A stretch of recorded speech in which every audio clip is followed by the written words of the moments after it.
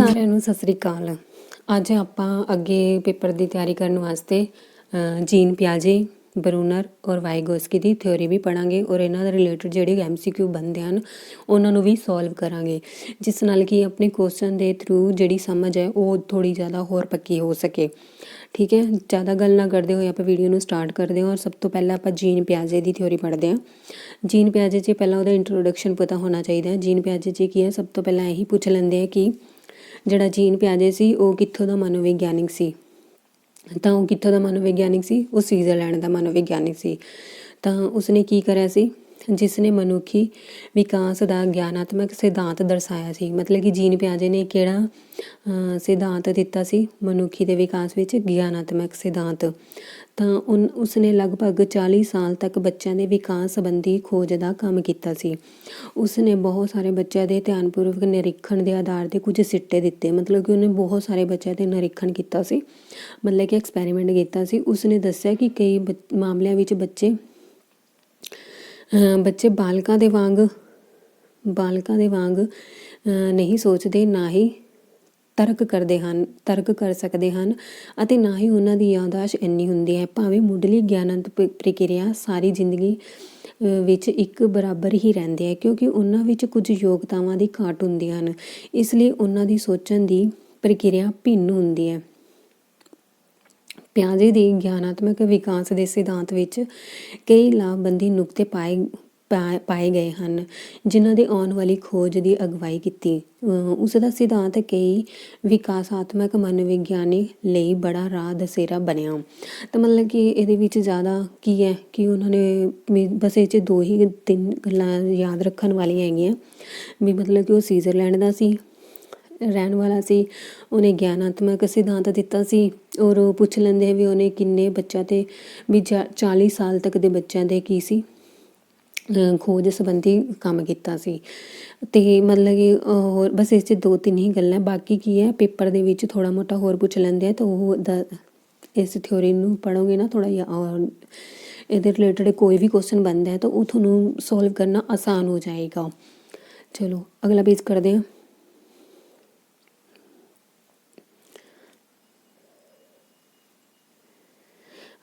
ਅੱਗੇ ਇਹਨਾਂ ਨੇ ਮਤਲਬ ਕਿ ਜਿਹੜਾ ਜੀਨ ਪਿਆਜੇ ਸੀ ਉਹਨੇ ਕੀ ਕਿਹਾ ਸੀ ਵੀ ਪਿਆਜੇ ਦੀ ਗਿਆਨ ਅਤੇ ਸੂਝ-ਬੂਝ ਦੇ ਵਿਕਾਸ ਦਾ ਖੋਜ ਕਾਰਜ ਦਾ ਆਧਾਰ ਇਸ ਦ੍ਰਿਸ਼ਟੀਕੋਣ ਉੱਤੇ ਆਧਾਰਿਤ ਹੈ ਕਿ ਜਦੋਂ ਵੀ ਕੋਈ ਵਿਅਕਤੀ ਆਪਣੀ ਗਿਆਨ ਇੰਦਰੀਆਂ ਦੁਆਰਾ ਕੋਈ ਸੂਚਨਾ ਪ੍ਰਾਪਤ ਕਰਦਾ ਹੈ ਤਾਂ ਕੁਝ ਨਿਸ਼ਚਿਤ ਪ੍ਰਕਿਰਿਆਵਾਂ ਅਚੇਤ ਤੇ ਹੀ ਆਰੰਭ ਹੋ ਜਾਂਦੀਆਂ ਹਨ। ਇਹਨਾਂ ਪ੍ਰਕਿਰਿਆਵਾਂ ਦੀ ਵਿਆਖਿਆ ਕਰਨ ਲਈ ਸਭ ਤੋਂ ਸਰਲ ਤਰੀਕਾ ਇਹ ਹੈ ਕਿ ਇਹਨਾਂ ਸਥਿਤੀਆਂ ਨੂੰ ਵੱਖਰਾ ਕਰਕੇ ਦੇਖਿਆ ਜਾਵੇ।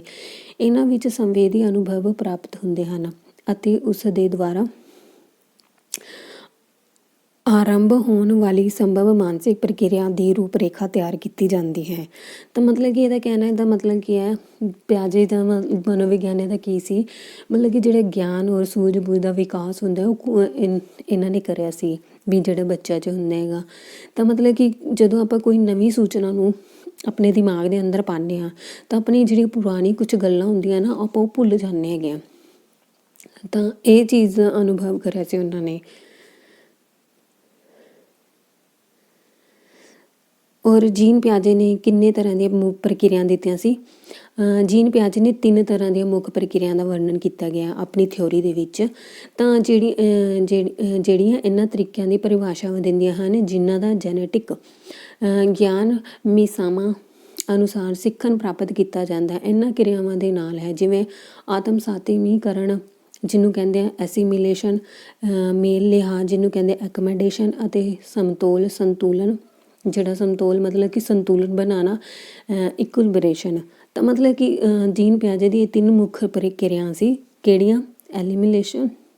ਐਸੀਮੀਲੇਸ਼ਨ, ਐਕਮੈਡੇਸ਼ਨ ਐਂਡ ਇਕੁਲਿਬਰੇਸ਼ਨ। ਇਹ 3 ਪ੍ਰਕਿਰਿਆ ਸੀ।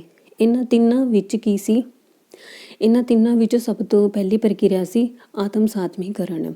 ਇਸ ਦੇ ਅਧੀਨ ਵਰਤਮਾਨ ਗਿਆਨ ਸੰਰਚਨਾ, ਜਿਸ ਨੂੰ ਆਰੇਖ ਸਕੀਮਾ ਆਖਿਆ ਜਾਂਦਾ ਹੈ, ਤੇ ਇਹ ਨਵੇਂ ਗਿਆਨ ਅਤੇ ਜਾਣਕਾਰੀਆਂ ਨੂੰ ਜੋੜਨਾ ਸ਼ਾਮਿਲ ਹੈ। ਤਾਂ ਮਤਲਬ ਕਿ ਜਿਹੜਾ ਪਿਆਜੇ ਨੇ ਜਿਹੜੀਆਂ ਪ੍ਰਕਿਰਿਆਵਾਂ ਦਿੱਤੀਆਂ ਆਤਮ ਸਾਤਮੀਕਰਨ, ਤਾਂ ਉਹਦੇ ਵਿੱਚ ਇਸ ਨੂੰ ਉਹਨਾਂ ਨੇ ਕੀ ਨਾਮ ਦਿੱਤਾ ਸੀ? ਸਕੀਮਾਂ ਦਾ ਨਾਮ ਦਿੱਤਾ ਸੀ। ਕਿਹਦਾ? ਆਰੇਖ ਦਾ ਨਾਮ ਦਿੱਤਾ ਸੀ ਕਿ ਆਪਾਂ ਨਵੇਂ ਗਿਆਨ ਨੂੰ ਹਮੇਸ਼ਾ ਆਪਣੇ ਸਕੀਮਾਂ ਦੇ ਵਿੱਚ ਜੋੜਦੇ ਰਹਿੰਦੇ ਹਨ ਔਰ ਜਾਣਕਾਰੀਆਂ ਨੂੰ ਇਕੱਠਾ ਕਰਦੇ ਰਹਿੰਦੇ ਹਨ।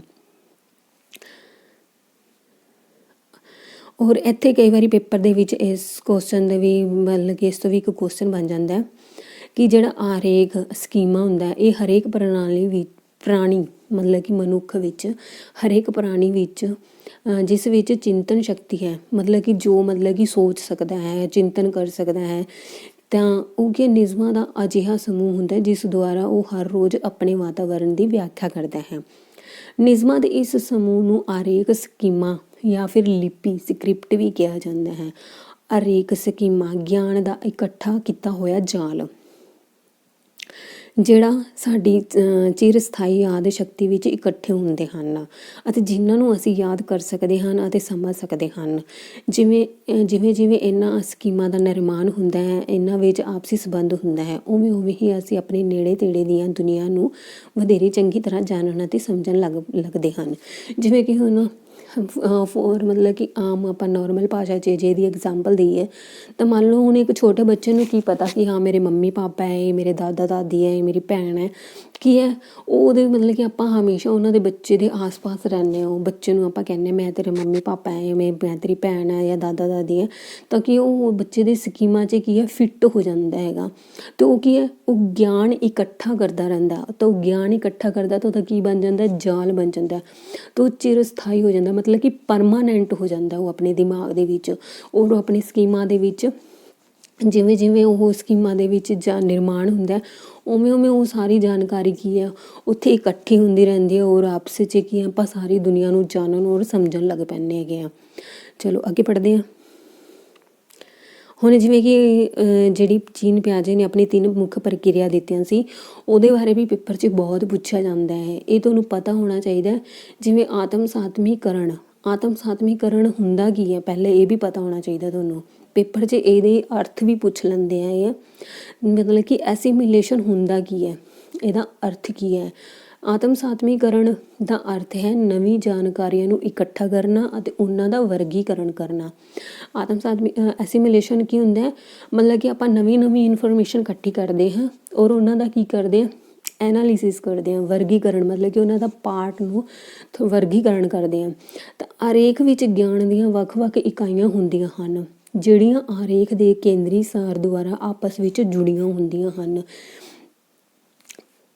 ਜਦੋਂ ਕੋਈ ਨਵੀਂ ਜਾਣਕਾਰੀ ਸਾਹਮਣੇ ਆਉਂਦੀ ਹੈ ਤਾਂ ਉਹ ਮੌਜੂਦਾ ਆਰੇਖ ਜਿਸ ਦਾ ਆਤਮ ਸਾਤਮੀਕਰਨ ਹੋ ਚੁੱਕਾ ਹੋਵੇ ਵਿੱਚ ਸ਼ਾਮਿਲ ਹੋ ਜਾਂਦੀ ਹੈ। ਪਰੰਤੂ ਨਵੀਂ ਵਿਸ਼ਾ ਸਮੱਗਰੀ ਦੇ ਨਾਲ ਆਤਮ ਸਾਤਮੀਕਰਨ ਕੇਵਲ ਤਦ ਹੀ ਸੰਭਵ ਹੁੰਦਾ ਹੈ ਜੇ ਉਹ ਪਹਿਲਾਂ ਤੋਂ ਮੌਜੂਦ ਆਰੇਖਾਂ ਦਾ ਜਾਣਕਾਰੀਆਂ ਵਿੱਚ ਆਪਸੀ ਵਿਰੋਧ ਪੈਦਾ ਨਾ ਕਰਨ। ਜੇ ਨਵੀਆਂ ਜਾਣਕਾਰੀਆਂ ਅੰਦਰ ਇਹ ਸੰਭਾਵਨਾ ਨਜ਼ਰ ਆਉਂਦੀ ਹੈ ਤਾਂ ਆਰੇਖ ਨੂੰ ਸ਼ਾਮਿਲ ਕਰ ਲਿਆ ਜਾਂਦਾ ਹੈ ਅਤੇ ਜਾਣਕਾਰੀਆਂ ਦਾ ਆਤਮ ਸਾਤਮੀਕਰਨ ਹੋ ਜਾਂਦਾ ਹੈ। ਪ੍ਰਤੀਕਿਰਿਆ ਮੇਲ ਮਿਲਾਪ ਨਾਲ ਡੂੰਘਾਈ ਨਾਲ ਜੁੜੀ ਹੋਈ ਹੁੰਦੀ ਹੈ। ਮਤਲਬ ਕਿ ਇਹਦਾ ਕਹਿਣ ਦਾ ਮਤਲਬ ਕੀ ਹੈ ਇਹ ਵੀ ਆਤਮ ਸਾਤਮੀਕਰਨ 'ਚ ਵੀ ਕੀ ਹੁੰਦਾ ਹੈ ਕਿ ਨਵੀਂ ਜਾਣਕਾਰੀਆਂ ਇਕੱਠਾ ਕਰਨਾ ਔਰ ਉਹਨਾਂ ਦਾ ਵਰਗੀਕਰਨ ਕਰਨਾ। ਮੰਨ ਲਓ ਕਿ ਹੁਣ ਜਿਵੇਂ ਕਿ ਆਪਣੇ ਦਿਮਾਗ 'ਚ ਪਹਿਲਾਂ ਹੀ ਕੋਈ ਇਨਫੋਰਮੇਸ਼ਨ ਹੈ, ਆਪਾਂ ਉਹਨੂੰ ਦੁਬਾਰਾ ਕਰਦੇ ਹਾਂ ਤਾਂ ਫਿਰ ਉਹ ਕੀ ਹੈ ਸਕੀਮਾਂ ਦੇ ਵਿੱਚ ਕੀ ਹੋ ਜਾਂਦੇ? ਆਪਸੀ ਮੇਲ ਹੋ ਜਾਂਦਾ। ਜੇਕਰ ਮੰਨ ਲਓ ਕਿ ਹੁਣ ਆਪਾਂ ਨੂੰ ਕੋਈ ਨਵੀਂ ਇਨਫੋਰਮੇਸ਼ਨ ਨਹੀਂ ਪਤਾ ਜੇ ਅਗਰ ਉਹ ਆਪਾਂ ਨੂੰ ਪਤਾ ਲੱਗਦੀ ਹੈ ਤਾਂ ਫਿਰ ਕੀ ਆਪਾਂ ਨੂੰ ਥੋੜ੍ਹਾ ਜਿਹਾ ਕੀ ਹੁੰਦਾ ਸਮਝਣ 'ਚ ਉਹਨੂੰ ਥੋੜ੍ਹੀ ਦਿੱਕਤ ਆਉਂਦੀ ਹੈ। ਜੇ ਅਗਰ ਆਪਾਂ ਉਹਨੂੰ ਦੁਬਾਰਾ 2-3 ਵਾਰੀ ਰਿਪੀਟ ਕਰਦੇ ਹਾਂ ਤਾਂ ਫਿਰ ਉਹ ਕੀ ਹੋ ਜਾਂਦਾ? ਉਹ ਜਾਣਕਾਰੀ ਆਪਣੇ ਦਿਮਾਗ 'ਚ ਪਰਮਾਨੈਂਟ ਸਟੋਰ ਹੋ ਜਾਂਦੀ ਹੈ। ਅੱਗੇ ਆ ਗਿਆ ਮੇਲ ਮਿਲਾਪ, ਉਹਨੂੰ ਕਹਿੰਦੇ ਆ ਐਕਮੋਡੇਸ਼ਨ। ਐਕਮੋਡੇਸ਼ਨ ਕੀ ਹੁੰਦਾ? ਐਕਮੋਡੇਸ਼ਨ ਹੁੰਦਾ ਮੇਲ ਮਿਲਾਪ। ਦੂਸਰੀ ਪ੍ਰਕਿਰਿਆ ਮੇਲ ਮਿਲਾਪ ਐਕਮੋਡੇਸ਼ਨ ਦੀ ਹੈ ਜਿਸ ਵਿੱਚ ਕਈ ਜਾਣਕਾਰੀਆਂ ਅਤੇ ਅਨੁਭਵ ਦੇ ਨਤੀਜੇ ਵਜੋਂ ਮੌਜੂਦਾ ਗਿਆਨ ਸੰਰਚਨਾ ਆਰੇਖ ਵਿੱਚ ਬਦਲਾਅ ਕਰਨਾ ਸ਼ਾਮਿਲ ਹੈ। ਸਾਡੀਆਂ ਆਪਣੀਆਂ ਧਾਰਨਾਵਾਂ ਜਾਂ ਮਾਨਸਿਕ ਰੂਪਰੇਖਾ ਨੂੰ ਬਾਹਰਲੇ ਜਗਤ ਦੀਆਂ ਨਵੀਂ ਜਾਣਕਾਰੀਆਂ ਦੇ ਅਨੁਸਾਰ ਬਦਲਾਅ ਕਰਨਾ ਸਾਡੀ ਸਧਾਰਨ ਪ੍ਰਕਿਰਤੀ ਹੈ। ਇਸ ਪ੍ਰਕਾਰ ਮੇਲ ਮਿਲਾਪ ਨਵੀਂ ਅਤੇ ਆਪਸੀ ਵਿਰੋਧ ਵਾਲੀ ਜਾਣਕਾਰੀ ਨੂੰ ਆਰੇਖ ਅੰਦਰ ਸ਼ਾਮਿਲ ਕਰਨ ਦੀ ਪ੍ਰਕਿਰਿਆ ਹੈ। ਪਿਆਜੇ ਦਾ ਇਸ ਵਿਸ਼ਵਾਸ ਹੈ ਕਿ ਇਹਨਾਂ ਦੋਵੇਂ ਪ੍ਰਕਿਰਿਆਵਾਂ ਦਾ ਆਪਸੀ ਤਣਾਅ ਹੀ ਗਿਆਨਾਤਮਕ ਵਿਕਾਸ ਨੂੰ ਉਤਸ਼ਾਹਿਤ ਕਰਦਾ ਹੈ। ਉਸ ਦੇ ਅਨੁਸਾਰ ਜਿਵੇਂ ਜਿਵੇਂ ਬਦਲਾਅ ਆਉਂਦਾ ਹੈ, ਬੱਚਾ ਆਪਣੇ ਨੇੜੇ ਤੇੜੇ ਦੀਆਂ ਪੇਚੀਦਾ ਦੁਨੀਆ ਨੂੰ ਵੀ ਸਮਝਣ ਦਾ ਮੁਕੰਮਲ ਤੌਰ 'ਤੇ ਯਤਨ ਕਰਦਾ ਹੈ। ਮੰਨ ਲਓ ਕਿ ਹੁਣ ਕਈ ਬੱਚੇ ਕਈ ਜਾਣਕਾਰੀਆਂ ਨੂੰ ਇੱਧਰੋਂ ਵੀ ਇਕੱਠਾ ਕਰ ਲੈਂਦੇ ਆ, ਇੱਧਰੋਂ ਵੀ ਇਕੱਠਾ ਕਰ ਲੈਂਦੇ ਆ, ਫਿਰ ਕੁਛ ਵੀ ਨਹੀਂ ਸਮਝ ਆਉਂਦਾ। ਤਾਂ ਫਿਰ ਕੀ ਹੈ, ਜਦੋਂ ਆਪਾਂ ਕੀ ਕਰਦੇ ਹਾਂ, ਇੱਕੋ ਹੀ ਜਾਣਕਾਰੀ ਨੂੰ ਉਹਦੇ ਵਿੱਚ ਆਉਂਦੀ ਹੈ, ਤਾਂ ਫਿਰ ਜੇ ਅਗਰ ਉਸੇ ਜਾਣਕਾਰੀ ਨੂੰ ਆਪਾਂ ਕੀ ਕਰਦੇ ਹਾਂ, ਜਿਵੇਂ ਮੰਨ ਲਓ ਹਿਸਟਰੀ, ਪੋਲ ਸਾਇੰਸ ਹੈ, ਹੁਣ ਕਿਸੇ ਬਾਰੇ ਕੋਈ ਕੁਝ ਦੱਸਦਾ, ਕਿਸੇ ਬਾਰੇ ਕੋਈ ਕੁਝ ਦੱਸਦਾ, ਪਰ ਆਪਾਂ ਜੇ ਅਗਰ ਉਹਨੂੰ ਇੱਕੋ ਹੀ ਬਣਾ ਕੇ ਰੱਖੀਏ, ਉਹਦੇ ਵਿੱਚ ਨਵੀਂ ਜਾਣਕਾਰੀ ਜਦੋਂ ਉਹਦੇ ਰਿਲੇਟਡ ਕੋਈ ਨਵੀਂ ਜਾਣਕਾਰੀ ਕਰੰਟ ਅਫੇਅਰ ਦੇ ਥਰੂ ਆਉਂਦੀ ਹੈ, ਤਾਂ ਫਿਰ ਉਹ ਕੀ ਹੋ ਜਾਂਦਾ, ਆਪਾਂ ਉਹਨੂੰ ਕੀ ਕਰਦੇ ਹਾਂ, ਜਾਣਕਾਰੀ 'ਚ ਉਹ ਬਦਲਾਅ ਆ ਜਾਂਦਾ ਨਾ। ਜਿਵੇਂ ਕਿ ਪਹਿਲਾਂ ਦੀ ਸਿੱਖਿਆ ਪਾਲਿਸੀ ਨੀਤੀ ਕੀ ਸੀ, ਫਿਰ ਬਾਅਦ 'ਚ ਉਹਦੇ 'ਚ ਬਦਲਾਅ ਕਰੇ, ਫਿਰ ਉਹਦੇ ਵਿੱਚ ਇੱਕ ਨਵੀਂ ਸਿੱਖਿਆ ਪਾਲਿਸੀ ਬਣੇਗੀ, ਐਜੂਕੇਸ਼ਨ ਪਾਲਿਸੀ ਆਈ, ਤਾਂ ਫਿਰ ਕੀ ਹੈ, ਉਹ ਬਦਲਾਅ ਹੁੰਦਾ, ਉਹ ਕੀ ਹੁੰਦਾ, ਨਵੀਂ ਜਾਣਕਾਰੀਆਂ ਦੇ ਅਨੁਸਾਰ ਕੀ ਹੈ, ਬਦਲ ਜਾਂਦੇ ਹੈਗੇ। ਤਾਂ ਕਿ ਇਹ ਪਿਆਜੇ ਕਹਿੰਦੇ ਆ ਵੀ ਜਦੋਂ ਇਹ ਦੋਨੋਂ ਚੀਜ਼ਾਂ ਆਪਸ ਦੇ ਵਿੱਚ ਹੁੰਦੀਆਂ ਤਾਂ ਗਿਆਨਾਤਮਕ ਵਿਕਾਸ ਨੂੰ ਉਤਸ਼ਾਹਿਤ ਮਿਲਦਾ ਹੈ। ਜਦੋਂ ਐਸੀਮੀਲੇਸ਼ਨ ਹੁੰਦਾ ਹੈ ਔਰ ਐਕੋਮੋਡੇਸ਼ਨ ਹੁੰਦਾ ਹੈ ਤਾਂ ਕੀ ਹੁੰਦਾ ਹੈਗਾ, ਗਿਆਨਾਤਮਕ ਦਾ ਵਿਕਾਸ ਹੁੰਦਾ ਹੈ। ਔਰ ਇਹ ਜਦੋਂ ਗਿਆਨਾਤਮਕ ਦਾ ਵਿਕਾਸ ਹੁੰਦਾ ਤਾਂ ਫਿਰ ਬੱਚਾ ਕੀ ਹੈ, ਜਿਹੜੀ ਆਪਣੀ ਆਹ ਸਮਾਜ ਹੈ, ਪੇਚੀਦਾ ਦੁਨੀਆ ਹੈਗਾ, ਤਾਂ ਫਿਰ ਉਹਨਾਂ ਨੂੰ ਮਤਲਬ ਕਿ ਬੰਦਾ ਸਮਝਣ ਦੇ ਕੀ ਹੋ ਜਾਂਦਾ ਹੈ, ਪੂਰੀ ਤਰ੍ਹਾਂ ਤਿਆਰ ਹੋ ਜਾਂਦਾ ਹੈ ਵੀ ਹਾਂ ਵੀ ਕੌਣ ਲੋਕ ਅੱਛੇ ਹੈ, ਕੌਣ ਬੁਰੇ ਹੈ, ਜਾਂ ਕੌਣ ਕੀ ਕਰ ਰਹੇ ਹੈ, ਕੀ ਨਹੀਂ ਹੈ, ਇਹ ਸਾਰੀ ਚੀਜ਼ਾਂ ਬੱਚਾ ਸਮਝਣਾ ਸ਼ੁਰੂ ਕਰ ਦਿੰਦਾ ਹੈ। ਅੱਗੇ ਆ ਗਿਆ ਸਮਤੋਲ, ਜਿਹਨੂੰ ਕਹਿੰਦੇ ਆ ਸੰਤੁਲਨ ਬਣਾਉਣਾ, ਜਿਹਨੂੰ ਕਹਿੰਦੇ ਆ ਐਕੁਬਰੇਸ਼ਨ, ਮਤਲਬ ਕਿ ਇਕੁਅਲ ਚੀਜ਼, ਸੰਤੁਲਨ, ਕੋਈ ਚੀਜ਼ਾਂ 'ਚ ਬੈਲੈਂਸ ਬਣਾਉਣਾ। ਇਹ ਇੱਕ ਅਜਿਹੀ ਸਥਿਤੀ ਹੈ ਜਿਸ ਵਿੱਚ ਸਾਡੇ ਮਨ ਵਿੱਚ ਆਪਣੇ ਵਾਤਾਵਰਨ ਪ੍ਰਤੀ ਕੋਈ ਆਪਸੀ ਵਿਰੋਧ ਨਹੀਂ ਆਉਂਦਾ। ਆਤਮ ਸਾਤਕਰਨ, ਐਸੀਮੀਲੇਸ਼ਨ ਅਤੇ ਮੇਲ ਮਿਲਾਪ, ਐਕਮੋਡੇਸ਼ਨ ਉਹ ਸਾਧਨ ਹਨ ਜਿਨ੍ਹਾਂ ਦੁਆਰਾ ਸੰਤੁਲਨ ਦੀ ਸਥਿਤੀ ਅਕਸਰ ਕੀਤੀ ਜਾਂਦੀ ਹੈ। ਸਮਤੋਲ ਉਹ ਸਾਧਨ ਹੈ ਜਿਸ ਦੁਆਰਾ ਸੰਤੁਲਨ ਦੀ ਸਥਿਤੀ ਪ੍ਰਾਪਤ ਕੀਤੀ ਜਾਂਦੀ ਹੈ। ਇਸ ਵਿੱਚ ਹੇਠ ਲਿਖੀਆਂ 3 ਗੱਲਾਂ ਸ਼ਾਮਿਲ ਹੁੰਦੀਆਂ, ਕਿਹੜੀਆਂ? ਪਹਿਲੀ, ਅਸੀਂ ਆਪਣੇ ਵਿਚਾਰ ਰੂਪ ਪ੍ਰਤੀ ਸੰਤੁਸ਼ਟ ਹੁੰਦੇ ਹਾਂ ਅਤੇ ਅਜਿਹਾ ਕਿਹਾ ਜਾ ਸਕਦਾ ਹੈ ਕਿ ਅਸੀਂ ਸੰਤੁਲਨ ਦੀ ਸਥਿਤੀ ਵਿੱਚ ਹਾਂ। ਦੂਜਾ, ਜੇ ਸਾਨੂੰ ਆਪਣੇ ਵਿਚਾਰਾਂ ਵਿੱਚ ਕਿਸੇ ਘਾਟ ਜਾਂ ਆਪਸੀ ਵਿਰੋਧ ਦੀ ਜਾਣਕਾਰੀ ਮਿਲੇ ਤਾਂ ਅਸੀਂ ਅਸੰਤੁਸ਼ਟ ਹੋ ਜਾਂਦੇ ਹਾਂ ਅਤੇ ਅਸੀਂ ਅਸੰਤੁਲਨ ਦੀ ਸਥਿਤੀ ਵਿੱਚ ਪ੍ਰਵੇਸ਼ ਕਰਦੇ ਹਾਂ। ਅਸੀਂ ਗਿਆਨਾਤਮਕ ਆਪਸੀ ਵਿਰੋਧ ਅਨੁਭਵ ਕਰਦੇ ਹਾਂ। ਨੰਬਰ 3, ਅਸੀਂ ਹੋਰ ਜ਼ਿਆਦਾ ਵਿਵੇਕਪੂਰਨ ਵਿਚਾਰ ਵੱਲ ਵੱਧਦੇ ਹਾਂ। ਅਸੀਂ ਪਿਛਲੇ ਆਪਸੀ ਵਿਰੋਧਾਂ ਨੂੰ ਖਤਮ ਕਰਕੇ ਮੁੜ ਸੰਤੁਲਨ ਦੀ ਸਥਿਤੀ ਵਿੱਚ ਆ ਜਾਂਦੇ ਹਨ। ਇਹਨਾਂ ਤਿੰਨਾਂ ਦਾ ਕੀ ਮਤਲਬ ਹੈ? ਦੇਖੋ, ਜਿਵੇਂ ਕਿ ਹੁਣ ਆਪਾਂ PS ਟੈਟ ਦਾ ਹੀ ਲਾ ਲਓ, ਹੁਣ ਆਪਾਂ ਤਿਆਰੀ ਕਰ ਰਹੇ ਹਾਂ ਪੇਪਰ ਦੀ, ਤਾਂ ਫਿਰ ਕੀ ਪੜ੍ਹਦੇ ਜਾਂਦੇ ਹਾਂ। ਜੇ ਅਗਰ ਆਪਾਂ ਨੂੰ ਇਨਫੋਰਮੇਸ਼ਨ ਵਧੀਆ, ਆਪਣੇ MCQ ਵਧੀਆ ਹੋ ਜਾਂਦੇ ਆ, ਤਾਂ ਆਪਣਾ ਮਨ ਨੂੰ ਕੀ ਹੁੰਦੀ ਹੈ, ਤਸੱਲੀ ਹੋ ਜਾਂਦੀ ਹੈਗੀ ਹੈ, ਤਾਂ ਮਤਲਬ ਕਿ ਸੰਤੁਸ਼ਟ ਹੋ ਜਾਂਦੇ ਆ। ਜੇ ਮੰਨ ਲਓ ਜੇ ਆਪਣੇ MCQ ਥੋੜ੍ਹੇ ਜਿਹੇ ਗਲਤ ਹੋ ਜਾਂਦੇ ਆ ਤਾਂ ਆਪਾਂ ਕੀ ਹੋ ਜਾਂਦੇ, ਅਸੰਤੁਲਨ ਹੋ ਜਾਂਦੇ ਹੈਗੇ ਆ, ਤਾਂ ਉਹਨਾਂ 'ਚ ਕੀ ਹੋ ਜਾਂਦਾ, ਵਿਰੋਧ ਦਾ ਅਨੁਭਵ, ਮਤਲਬ ਕਿ ਆਪਣੇ ਆਪ 'ਚ ਹੀ ਕੀ ਹੁੰਦਾ, ਗੁੱਸਾ ਆਉਂਦਾ ਰਹਿੰਦਾ ਹੈਗਾ।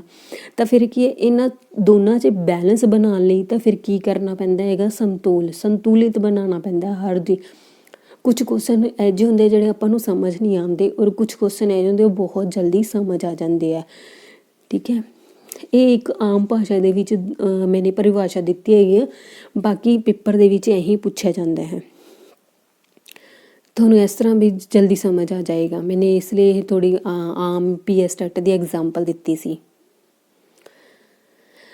ਹੁਣ ਅੱਗੇ ਆ ਗਿਆ ਸਟੇਜ। ਇਹ ਪੇਪਰ 'ਚ ਬਹੁਤ ਹੀ ਜ਼ਿਆਦਾ ਪੁੱਛੀ ਜਾਂਦੀ ਹੈ। ਇਹ ਚਾਰੋਂ ਸਟੇਜਾਂ ਤੁਹਾਨੂੰ ਬਹੁਤ ਹੀ ਵਧੀਆ ਆਉਣੀਆਂ ਚਾਹੀਦੀਆਂ ਔਰ ਤੁਹਾਨੂੰ ਯਾਦ ਵੀ ਹੋਣੀਆਂ ਚਾਹੀਦੀਆਂ ਹਨ। ਅਤੇ ਇਹ ਕੀ ਹੈ, ਇਹ ਪਿਆਜੇ ਦੀ ਸਟੇਜਾਂ ਦਿੱਤੀਆਂ ਹੋਈਆਂ ਕਿ ਬੱਚਾ 4 ਸਟੇਜਾਂ ਦੇ ਵਿੱਚੋਂ ਟੱਪਦਾ ਹੈ। ਕਿਹੜੀਆਂ? ਸੰਵੇਦ ਗਤੀ ਜਿਹੜੀ ਸਟੇਜ ਹੁੰਦੀ ਹੈਗੀ ਆ, ਉਹਦੇ ਵਿੱਚ ਕਿਹੜੀ ਉਮਰ ਆਉਂਦੀ ਹੈ, 0 ਤੋਂ 2 ਸਾਲ ਦਾ ਬੱਚਾ। ਫਿਰ ਆਉਂਦੀ ਹੈ ਪੂਰਵ ਕਿਰਿਆ ਪ੍ਰਣਾਲੀ, ਇਹ ਜਿਹੜੀ ਹੁੰਦੀ ਹੈ ਪ੍ਰੀ ਓਪਰੇਸ਼ਨਲ, ਇਹਦੇ ਵਿੱਚ ਕਿਹੜੀ ਉਮਰ ਆਉਂਦੀ ਹੈਗੀ ਹੈ, 2 ਤੋਂ 6 ਸਾਲ ਦਾ ਬੱਚਾ ਹੁੰਦਾ ਹੈ, ਜਿਹੜੀ ਪ੍ਰੀ ਓਪਰੇਸ਼ਨਲ ਹੁੰਦੀ ਹੈ। ਫਿਰ ਸਥੂਲ ਕਿਰਿਆ ਪ੍ਰਣਾਲੀ, ਜਿਹਦੇ ਵਿੱਚ ਕੰਕਰੀਟ ਆਪਰੇਸ਼ਨ ਹੁੰਦਾ, ਜਿਹਦੇ ਵਿੱਚ ਕਿਹੜੀ ਏਜ ਦਾ ਬੱਚਾ ਆਉਂਦਾ, 7 ਤੋਂ 11 ਸਾਲ ਦਾ ਬੱਚਾ ਆਉਂਦਾ। ਫਿਰ ਅੱਗੇ 4 ਰਸਮੀ ਕਿਰਿਆ ਪ੍ਰਣਾਲੀ, ਜਿਹਦੇ ਵਿੱਚ ਫਾਰਮਲ ਆਪਰੇਸ਼ਨ ਆਉਂਦਾ, ਜੋ 12 ਸਾਲ ਤੋਂ ਲੈ ਕੇ ਪ੍ਰੌੜ ਅਵਸਥਾ ਤੱਕ ਜਾਂਦਾ ਹੈ। ਮਤਲਬ ਕਿ ਇਹਨਾਂ ਨੂੰ ਆਪਾਂ ਨੂੰ ਚਾਰਾਂ ਦੇ ਸੀਕੁਐਂਸ ਵੀ ਪਤਾ ਹੋਣੇ ਚਾਹੀਦੇ ਆ ਔਰ ਏਜ ਵੀ ਪਤਾ ਹੋਣੇ ਚਾਹੀਦੇ ਆ ਕਈ ਵਾਰੀ ਸੀਕੁਐਂਸ ਵੀ ਪੁੱਛ ਲੈਂਦੇ ਹੈਗੇ ਆ, ਜਿਵੇਂ ਮਿਲਾਨ ਵਾਲੇ ਕੁਐਸਚਨ ਆਉਂਦੇ ਆ ਤਾਂ ਫਿਰ ਉਹ ਸਟੇਜਾਂ ਨੂੰ ਮਿਲਾਨ ਵਾਲੇ ਵੀ ਕੁਐਸਚਨ ਆ ਜਾਂਦੇ ਹੈਗੇ ਆ। ਤਾਂ ਆਹ ਵਾਲਾ ਟੇਬਲ ਤੁਹਾਨੂੰ ਬਹੁਤ ਵਧੀਆ ਚੰਗੀ ਤਰ੍ਹਾਂ ਯਾਦ ਹੋਣਾ ਚਾਹੀਦਾ ਹੈ। ਚਲੋ ਅੱਗੇ ਕਰਦੇ ਹਾਂ। ਅੱਗੇ ਆ ਗਿਆ ਬਰੂਨਰ। ਬਰੂਨਰ ਦੀ ਥਿਊਰੀ ਪੜ੍ਹਦੇ ਆਂਗੇ ਆਪਾਂ। ਤਾਂ ਬਰੂਨਰ ਜਿਹੜੇ ਸੀ ਉਹਨਾਂ ਨੇ ਇੱਕ ਮੋਡਲ ਦਿੱਤਾ ਸੀ, model of teaching learner process. ਇਹ ਉਹਨਾਂ ਨੇ ਦਿੱਤਾ ਸੀ। ਬਰੂਨਰ ਨੇ ਅਧਿਆਪਨ ਦਾ ਇੱਕ ਮਾਡਲ ਵਿਕਸਿਤ ਕੀਤਾ ਜਿਸ ਨੂੰ ਧਾਰਨਾ ਪ੍ਰਾਪਤੀ ਅਧਿਆਪਨ ਮਾਡਲ ਕੰਸੈਪਟ ਅਟੈਂਟਮੈਂਟ ਟੀਚਿੰਗ ਮਾਡਲ ਦਿੱਤਾ, ਜਿਹਨੂੰ ਕਿਹਾ ਜਾਂਦਾ ਹੈ ਜਾਂ ਵੀ ਦਿੱਤਾ। ਉਸਨੇ ਇਸ ਨੂੰ ਜੈਕਲਿਨ ਗੁਡਰੋ ਅਤੇ ਜਾਰਜ ਔਸਟਿਨ ਨਾਲ ਸੰਨ 1956 ਵਿੱਚ ਵਿਕਸਿਤ ਕੀਤਾ ਸੀ। ਇਹ ਮਾਡਲ ਮਨੁੱਖ ਵਿੱਚ ਚਿੰਤਨ ਪ੍ਰਤੀਕਿਰਿਆ ਅਤੇ ਦੇ ਅਧਿਐਨ ਵਜੋਂ ਹੋਂਦ ਵਿੱਚ ਆਇਆ। ਬਰੂਨਰ ਅਤੇ ਉਸ ਦੇ ਸਹਿਯੋਗੀ ਨੇ ਆਪਣਾ ਕਾਫੀ ਸਮਾਂ ਇਸ ਪ੍ਰਕਿਰਿਆ ਦੀ ਵਿਆਖਿਆ ਵੀ ਉੱਪਰ ਲਗਾਇਆ, ਜਿਸ ਰਾਹੀਂ ਅਸੀਂ ਵਸਤੂਆਂ, ਲੋਕਾਂ ਅਤੇ ਘਟਨਾਵਾਂ ਦੀਆਂ ਵਿਸ਼ੇਸ਼ਤਾਵਾਂ ਨੂੰ ਸਮਝਦੇ ਹਨ ਅਤੇ ਉਹਨਾਂ ਦੀਆਂ ਵੱਖ-ਵੱਖ ਵਰਗਾਂ ਵਿੱਚ ਵਿਭਾਜਿਤ ਕਰਦੇ ਹਨ। ਇਹ ਇਸ ਧਾਰਨਾ ਉੱਪਰ ਆਧਾਰਿਤ ਹੈ ਕਿ ਵਾਤਾਵਰਨ ਬਹੁਤ ਜ਼ਿਆਦਾ ਵਿਖੇਰਿਆ ਭਰਿਆ ਵਸਤੂਆਂ ਨਾਲ ਭਰਿਆ ਹੋਇਆ ਹੈ। ਮਤਲਬ ਕਿ ਅਲੱਗ-ਅਲੱਗ ਚੀਜ਼ਾਂ ਨਾਲ ਹੈਗਾ। ਮਤਲਬ ਕਿ ਮੰਨ ਲਓ ਕਿਤੇ ਤਾਜ ਮਹਿਲ ਹੈ, ਕਿਤੇ ਕੁਛ ਹੈ। ਮਤਲਬ ਕਿ ਇਸ ਤਰ੍ਹਾਂ ਹੀ ਬਹੁਤ ਸਾਰੀਆਂ ਚੀਜ਼ਾਂ ਹੁੰਦੀਆਂ ਜੋ ਦੇਖਣ ਵਾਲੀਆਂ ਵੀ ਹੁੰਦੀਆਂ ਔਰ ਜਿਨ੍ਹਾਂ 'ਚ ਸਮਝਣ ਵਾਲੀ ਵੀ ਹੁੰਦੀਆਂ। ਇਸ ਵਿੱਚ ਸਮਾਯੋਜਨ ਕਰਨਾ ਸੰਭਵ ਨਾ ਹੁੰਦਾ ਜੇਕਰ ਮਨੁੱਖ ਵਿੱਚ ਵੱਖ-ਵੱਖ ਵਸਤੂਆਂ ਨੂੰ ਵੱਖ-ਵੱਖ ਵਰਗਾਂ ਸਮੂਹਾਂ ਵਿੱਚ ਵਰਗੀਕ੍ਰਿਤ ਕਰਨ ਦੀ ਸਮਰੱਥਾ ਨਾ ਹੁੰਦੀ। ਇਸ ਤਰ੍ਹਾਂ ਇਹ ਮਾਡਲ ਵਿਦਿਆਰਥੀਆਂ ਨੂੰ ਇਸ ਯੋਗ ਬਣਾਉਂਦਾ ਹੈ ਕਿ ਉਹ ਵਾਤਾਵਰਨ ਦੀਆਂ ਵਸਤੂਆਂ ਦੀਆਂ ਸਮਾਨਤਾ ਅਤੇ ਭਿੰਨਤਾਵਾਂ ਦੀ ਵਿਆਖਿਆ ਕਰ ਸਕਣ। ਇਸ ਮਾਡਲ ਦਾ ਮੁੱਖ ਕੇਂਦਰ ਬਿੰਦੂ ਆਗਮਨਾਤਮਕ ਤਰਕ ਸ਼ਕਤੀ, ਜਿਹਨੂੰ ਕਹਿੰਦੇ ਆ ਇੰਡਕਟਿਵ ਰੀਜ਼ਨਿੰਗ ਦਾ ਵਿਕਾਸ ਕਰਨਾ ਹੈ। ਇਸ ਮਾਡਲ ਦੀਆਂ 4 ਅਵਸਥਾ ਹੇਠ ਲਿਖਿਆ ਅਨੁਸਾਰ। ਮਤਲਬ ਕਿ ਉਹਨਾਂ ਦਾ ਕਹਿਣ ਦਾ ਕੀ ਮਤਲਬ ਹੈ, ਮੰਨ ਲਓ ਕਿ ਕੋਈ ਟੀਚਿੰਗ 'ਚ ਜਾਂਦਾ, ਕੋਈ ਵਕੀਲ ਬਣਦਾ, ਕੋਈ ਜੱਜ ਬਣਦਾ, ਕੋਈ ਕੁਛ ਹੈ। ਮਤਲਬ ਕਿ ਅਲੱਗ-ਅਲੱਗ ਚੀਜ਼ਾਂ ਹੈਗੀਆਂ ਆਪਣੇ ਦੇਸ਼ ਦੇ ਵਿੱਚ ਹੈ। ਅਤੇ ਹਰ ਇੱਕ ਬੰਦੇ ਦੀ ਆਪਣੀ ਇੱਕ ਸੋਚ ਹੁੰਦੀ ਆ। ਹਰ ਇੱਕ ਬੰਦਾ ਉਸ ਚੀਜ਼ ਫੀਲਡ 'ਚ ਜਾਂਦਾ, ਉਹ ਉਸ ਦੀ ਆਪਣੀ ਰੀਜ਼ਨਿੰਗ ਲੱਗਦੀ ਹੈ, ਤਰਕ ਸ਼ਕਤੀ ਲੱਗਦੀ ਹੈ। ਤਾਂ ਇਸ ਤਰ੍ਹਾਂ ਹੀ ਬਰੂਨਰ ਨੇ ਇਹਦੇ ਬਾਰੇ ਵੀ 4 ਅਵਸਥਾ 'ਚ ਦੱਸਿਆ ਸੀ। ਤਾਂ ਉਹ 4 ਅਵਸਥਾ ਵੀ ਆਪਾਂ ਪੜ੍ਹਦੇ ਹਾਂ। ਕੀ ਲਿਖਿਆ ਉਹਨਾਂ ਨੇ ਪਹਿਲੀ ਅਵਸਥਾ 'ਚ ਕੀ ਲਿਖਿਆ ਹੈ ਕਿ ਪਹਿਲੀ ਸਿੱਖਿਆਰਥੀ ਨੂੰ ਸੂਚਨਾ ਕਿਸੇ ਘਟਨਾਵਾਂ, ਲੋਕਾਂ ਜਾਂ ਹੋਰ ਕਿਸੇ ਵੱਖਰੀ ਇਕਾਈ ਦੇ ਰੂਪ ਵਿੱਚ ਪ੍ਰਦਾਨ ਕੀਤੀਆਂ ਜਾਂਦੀਆਂ ਹਨ। ਦੂਸਰੀ ਵਿਦਿਆਰਥੀਆਂ ਧਾਰਨਾਵਾਂ ਪ੍ਰਾਪਤ ਕਰਨ ਲਈ ਆਪਣੀਆਂ ਰਣਨੀਤੀਆਂ ਦਾ ਵਿਸ਼ਲੇਸ਼ਣ ਕਰਦੇ ਹਨ। ਤੀਜੀ ਅਸੰਗਠਿਤ ਆਂਕੜੇ ਪ੍ਰਸਤੁਤ ਕੀਤੇ ਜਾਂਦੇ ਹਨ ਅਤੇ ਵਿਦਿਆਰਥੀ ਇਹਨਾਂ ਅਸੰਗਠਿਤ ਆਂਕੜਿਆਂ ਤੋਂ ਹੀ ਦਿੱਤੀ ਗਈ ਧਾਰਨਾ ਦਾ ਵਿਸ਼ਲੇਸ਼ਣ ਕਰਦੇ ਹਨ। ਨੰਬਰ 4 ਚੌਥੀ ਅਤੇ ਅੰਤਮ ਵਿਦਿਆਰਥੀ ਧਾਰਨਾ ਬਣਾਉਣ ਦਾ ਅਭਿਆਸ ਕਰਦੇ ਹਨ ਅਤੇ ਧਾਰਨਾ ਪ੍ਰਾਪਤੀ ਖੇਡਾਂ ਰਾਹੀਂ ਹੋਰਨਾਂ ਨੂੰ ਵੀ ਸਿਖਾਉਂਦੇ ਹਨ। ਤੇ ਇਸ ਧਾਰਨਾ ਬਣਾਉਣ ਲਈ ਤਕਨੀਕਾਂ ਅਤੇ ਧਾਰਨਾਵਾਂ ਨੂੰ ਉਪਯੋਗ ਕਰਨ ਦੇ ਢੰਗ ਪ੍ਰਤੀ ਵਿਦਿਆਰਥੀਆਂ ਨੂੰ ਜਾਗਰੂਕ ਕਰਨ ਲਈ ਬਣਾਈ ਗਈ ਹੈ। ਤਾਂ ਮਤਲਬ ਕਿ ਦੇਖੋ, ਹਰ ਇੱਕ ਚੀਜ਼ 'ਚ ਆਪਾਂ ਕੀ ਹੈ, ਜੇ ਕੁਛ ਆਪਾਂ ਵਧੀਆ ਰਿਵੀਜ਼ਨ ਕਰਦੇ ਰਹਿੰਦੇ ਹਾਂ, ਹਰ ਚੀਜ਼ ਨੂੰ ਦੁਬਾਰਾ ਕਰਦੇ ਹਾਂ, ਹਰ ਇੱਕ ਫੀਲਡ 'ਚ ਆਪਣਾ ਬੰਦੇ ਦੀ ਆਪਣੀ ਰੀਜ਼ਨਿੰਗ ਲੱਗਦੀ ਹੈ, ਤਰਕ ਸ਼ਕਤੀ ਲੱਗਦੀ ਹੈ, ਤਾਂ ਕਿ ਉਹ ਆਪਣੀ ਫੀਲਡ 'ਚ ਕੀ ਹੋ ਜਾਂਦਾ, ਐਕਸਪਰਟ ਹੋ ਜਾਂਦੇ ਆ। ਤਾਂ ਇਹੀ ਚੀਜ਼ਾਂ ਦੱਸੀਆਂ ਤਾਂ ਮਤਲਬ ਕਿ ਆਪਾਂ ਉਹਨਾਂ ਨੂੰ ਚੰਗੀ ਤਰ੍ਹਾਂ ਸਿੱਖ ਸਕਦੇ ਹਾਂ ਔਰ ਸਿਖਾ ਵੀ ਸਕਦੇ ਹਾਂ ਆਉਣ ਵਾਲੇ ਫਿਊਚਰ ਦੇ ਵਿੱਚ। ਅੱਗੇ ਆ ਗਿਆ ਵਾਈਗੋਸਕੀ ਨੇ ਕਿਹੜਾ ਸਿਧਾਂਤ ਦਿੱਤਾ ਸੀ? ਵਾਈਗੋਸਕੀ ਨੇ ਦਿੱਤਾ ਸੀ ਸਮਾਜਿਕ ਵਿਕਾਸ ਦਾ ਸਿਧਾਂਤ, ਸੋਸ਼ਲ ਡਿਵੈਲਪਮੈਂਟ ਥਿਊਰੀ ਆਫ ਵਾਈਗੋਸਕੀ। ਤਾਂ ਮਤਲਬ ਕਿ ਵਾਈਗੋਸਕੀ ਨੇ ਕਿਹੜੀ ਥਿਊਰੀ ਦਿੱਤੀ ਸੀ? ਸੋਸ਼ਲ ਡਿਵੈਲਪਮੈਂਟ ਦੀ ਥਿਊਰੀ ਦਿੱਤੀ ਸੀ। ਪੇਪਰ ਦੇ ਵਿੱਚ ਪੁੱਛ ਲੈਂਦੇ ਕਿ ਵਾਈਗੋਸਕੀ ਕਿੱਥੋਂ ਦਾ ਮਨੋਵਿਗਿਆਨੀ ਸੀ? ਰੂਸ ਦਾ ਮਨੋਵਿਗਿਆਨੀ ਸੀ, ਜਿਸ ਦਾ ਸਮਾਜਿਕ ਵਿਕਾਸ ਦਾ ਸਿਧਾਂਤ ਪੱਛਮ ਵਿੱਚ ਬਹੁਤ ਪ੍ਰਚਲਿਤ ਹੋਇਆ, ਜਿਸ ਨੇ ਸਾਰੇ ਸੰਸਾਰ ਵਿੱਚ ਵਿਗਿਆਨੀਆਂ ਦੀ ਚਿੰਤਨ 'ਤੇ ਬਹੁਤ ਜ਼ਿਆਦਾ ਪ੍ਰਭਾਵ ਪਾਇਆ। ਉਸ ਅਨੁਸਾਰ ਬੱਚੇ ਦਾ ਗਿਆਨਾਤਮਕ ਵਿਕਾਸ ਵਿੱਚ ਸਮਾਜਿਕ ਅੰਤਰਕਿਰਿਆ ਦਾ ਬਹੁਤ ਵੱਡਾ ਯੋਗਦਾਨ ਹੈ। ਸਾਰੇ ਮਨੁੱਖੀ ਜੀਵ ਆਪਣੇ ਆਲੇ ਦੁਆਲੇ ਤੋਂ ਦੂਜੇ ਲੋਕਾਂ ਦੀ ਸਮਾਜਿਕ ਅੰਤਰਕਿਰਿਆ ਤੋਂ ਹੀ ਉਤੇਜਨਾ ਪ੍ਰਾਪਤ ਕਰਦੇ ਹਨ ਅਤੇ ਕੁਝ ਨਾ ਕੁਝ ਸਿੱਖਦੇ ਹਨ। ਤਾਂ ਅੰਤਰਕਿਰਿਆ ਤੋਂ ਉਤੇਜਨਾ ਪ੍ਰਾਪਤ ਕਰਦੇ ਹਨ ਅਤੇ ਕੁਝ ਨਾ ਕੁਝ ਸਿੱਖਦੇ ਹਨ। ਅਸੀਂ ਦੂਜੇ ਲੋਕਾਂ ਨਾਲ ਕੁਝ ਕਿਰਿਆਵਾਂ ਸਾਂਝੀਆਂ ਕਰਦੇ ਹਨ ਅਤੇ ਜਿਸ ਨਾਲ ਸਾਡੀ ਚਿੰਤਨ ਵਾਲੀ ਹੈ। ਅਸੀਂ ਦੂਜੇ ਲੋਕਾਂ ਨਾਲ ਆਪਣੇ ਵਿਚਾਰ ਸਾਂਝੇ ਕਰਦੇ ਹਨ ਅਤੇ ਦੂਜਿਆਂ ਨਾਲ ਬੁੱਧੀ ਵਿਕਾਸ ਹੁੰਦਾ ਹੈ।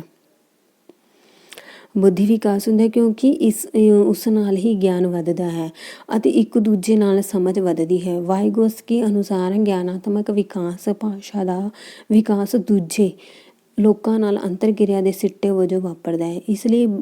ਇਸ ਲਈ ਬੱਚਿਆਂ ਦਾ ਗਿਆਨ, ਕਦਰਾਂ ਕੀਮਤਾਂ, ਵਿਤਾਰੇ ਦਾ ਵਿਕਾਸ ਦੂਜੇ ਬੱਚਿਆਂ ਦੀ ਪਰਸਪਰ ਅੰਤਰਕਿਰਿਆ ਵਜੋਂ ਹੁੰਦਾ ਹੈ। ਉਹਨਾਂ ਵਿੱਚ ਸਮਾਜਿਕ ਅੰਤਰਕਿਰਿਆ ਹੀ ਚਿੰਤਨ ਦਾ ਪੱਧਰ ਵਧਾਉਂਦਾ ਹੈ। ਇਸ ਸੰਬੰਧ ਵਿੱਚ ਵਾਈਗੋਸਕੀ ਨੇ ਹੇਠ ਲਿਖੇ ਨਿਯਮ ਦੱਸੇ ਹਨ। ਤਾਂ ਮਤਲਬ ਕੀ ਹੈ, ਜਿਹੜਾ ਜੀਨ ਪਿਆਜੇ ਨੇ ਕਿਹਾ ਸੀ ਕਿ ਗਿਆਨਾਤਮਕ ਵਿਕਾਸ ਹੁੰਦਾ ਹੈ, ਤਾਂ ਪਰ ਵਾਈਗੋਸਕੀ ਨੇ ਕਿਹਾ ਕਿ ਜਿਹੜਾ ਗਿਆਨਾਤਮਕ ਦਾ ਵਿਕਾਸ ਹੈ ਉਹ ਵੀ ਕਾਹਦੇ 'ਚ ਹੁੰਦਾ ਹੈਗਾ, ਸੋਸ਼ਲ ਸਮਾਜ ਦੇ ਵਿੱਚ ਅੰਤਰਕਿਰਿਆ ਕਰਨ ਨਾਲ, ਲੋਕਾਂ ਨਾਲ ਗੱਲਾਂ ਬਾਤਾਂ ਕਰਨ ਨਾਲ, ਇੱਕ ਦੂਜੇ ਨਾਲ ਆਪਣੀ ਸਮਝ ਪੇਸ਼ ਕਰਨ ਨਾਲ, ਇੱਕ ਦੂਜੇ ਨਾਲ ਕਨਵਰਸੇਸ਼ਨ ਕਰਨ ਨਾਲ ਕੀ ਆਪਣੀ ਸਮਝ ਹੋਰ ਵੀ ਵੱਧ ਬਣਦੀ ਹੈ ਔਰ ਆਪਾਂ ਕੀ ਹੈ ਹੋਰ ਵੀ ਜ਼ਿਆਦਾ ਇੰਟੈਲੀਜੈਂਟ ਹੋ ਜਾਂਦੇ ਹਾਂ। ਚਲੋ ਅੱਗੇ ਪੜ੍ਹਦੇ ਹਾਂ। ਤਾਂ ਉਹਨਾਂ ਨੇ ਕਿਹੜੀਆਂ ਦਿੱਤੀਆਂ ਸੀ? ਉਹਨਾਂ ਨੇ 6 ਦਿੱਤੀਆਂ ਸੀ।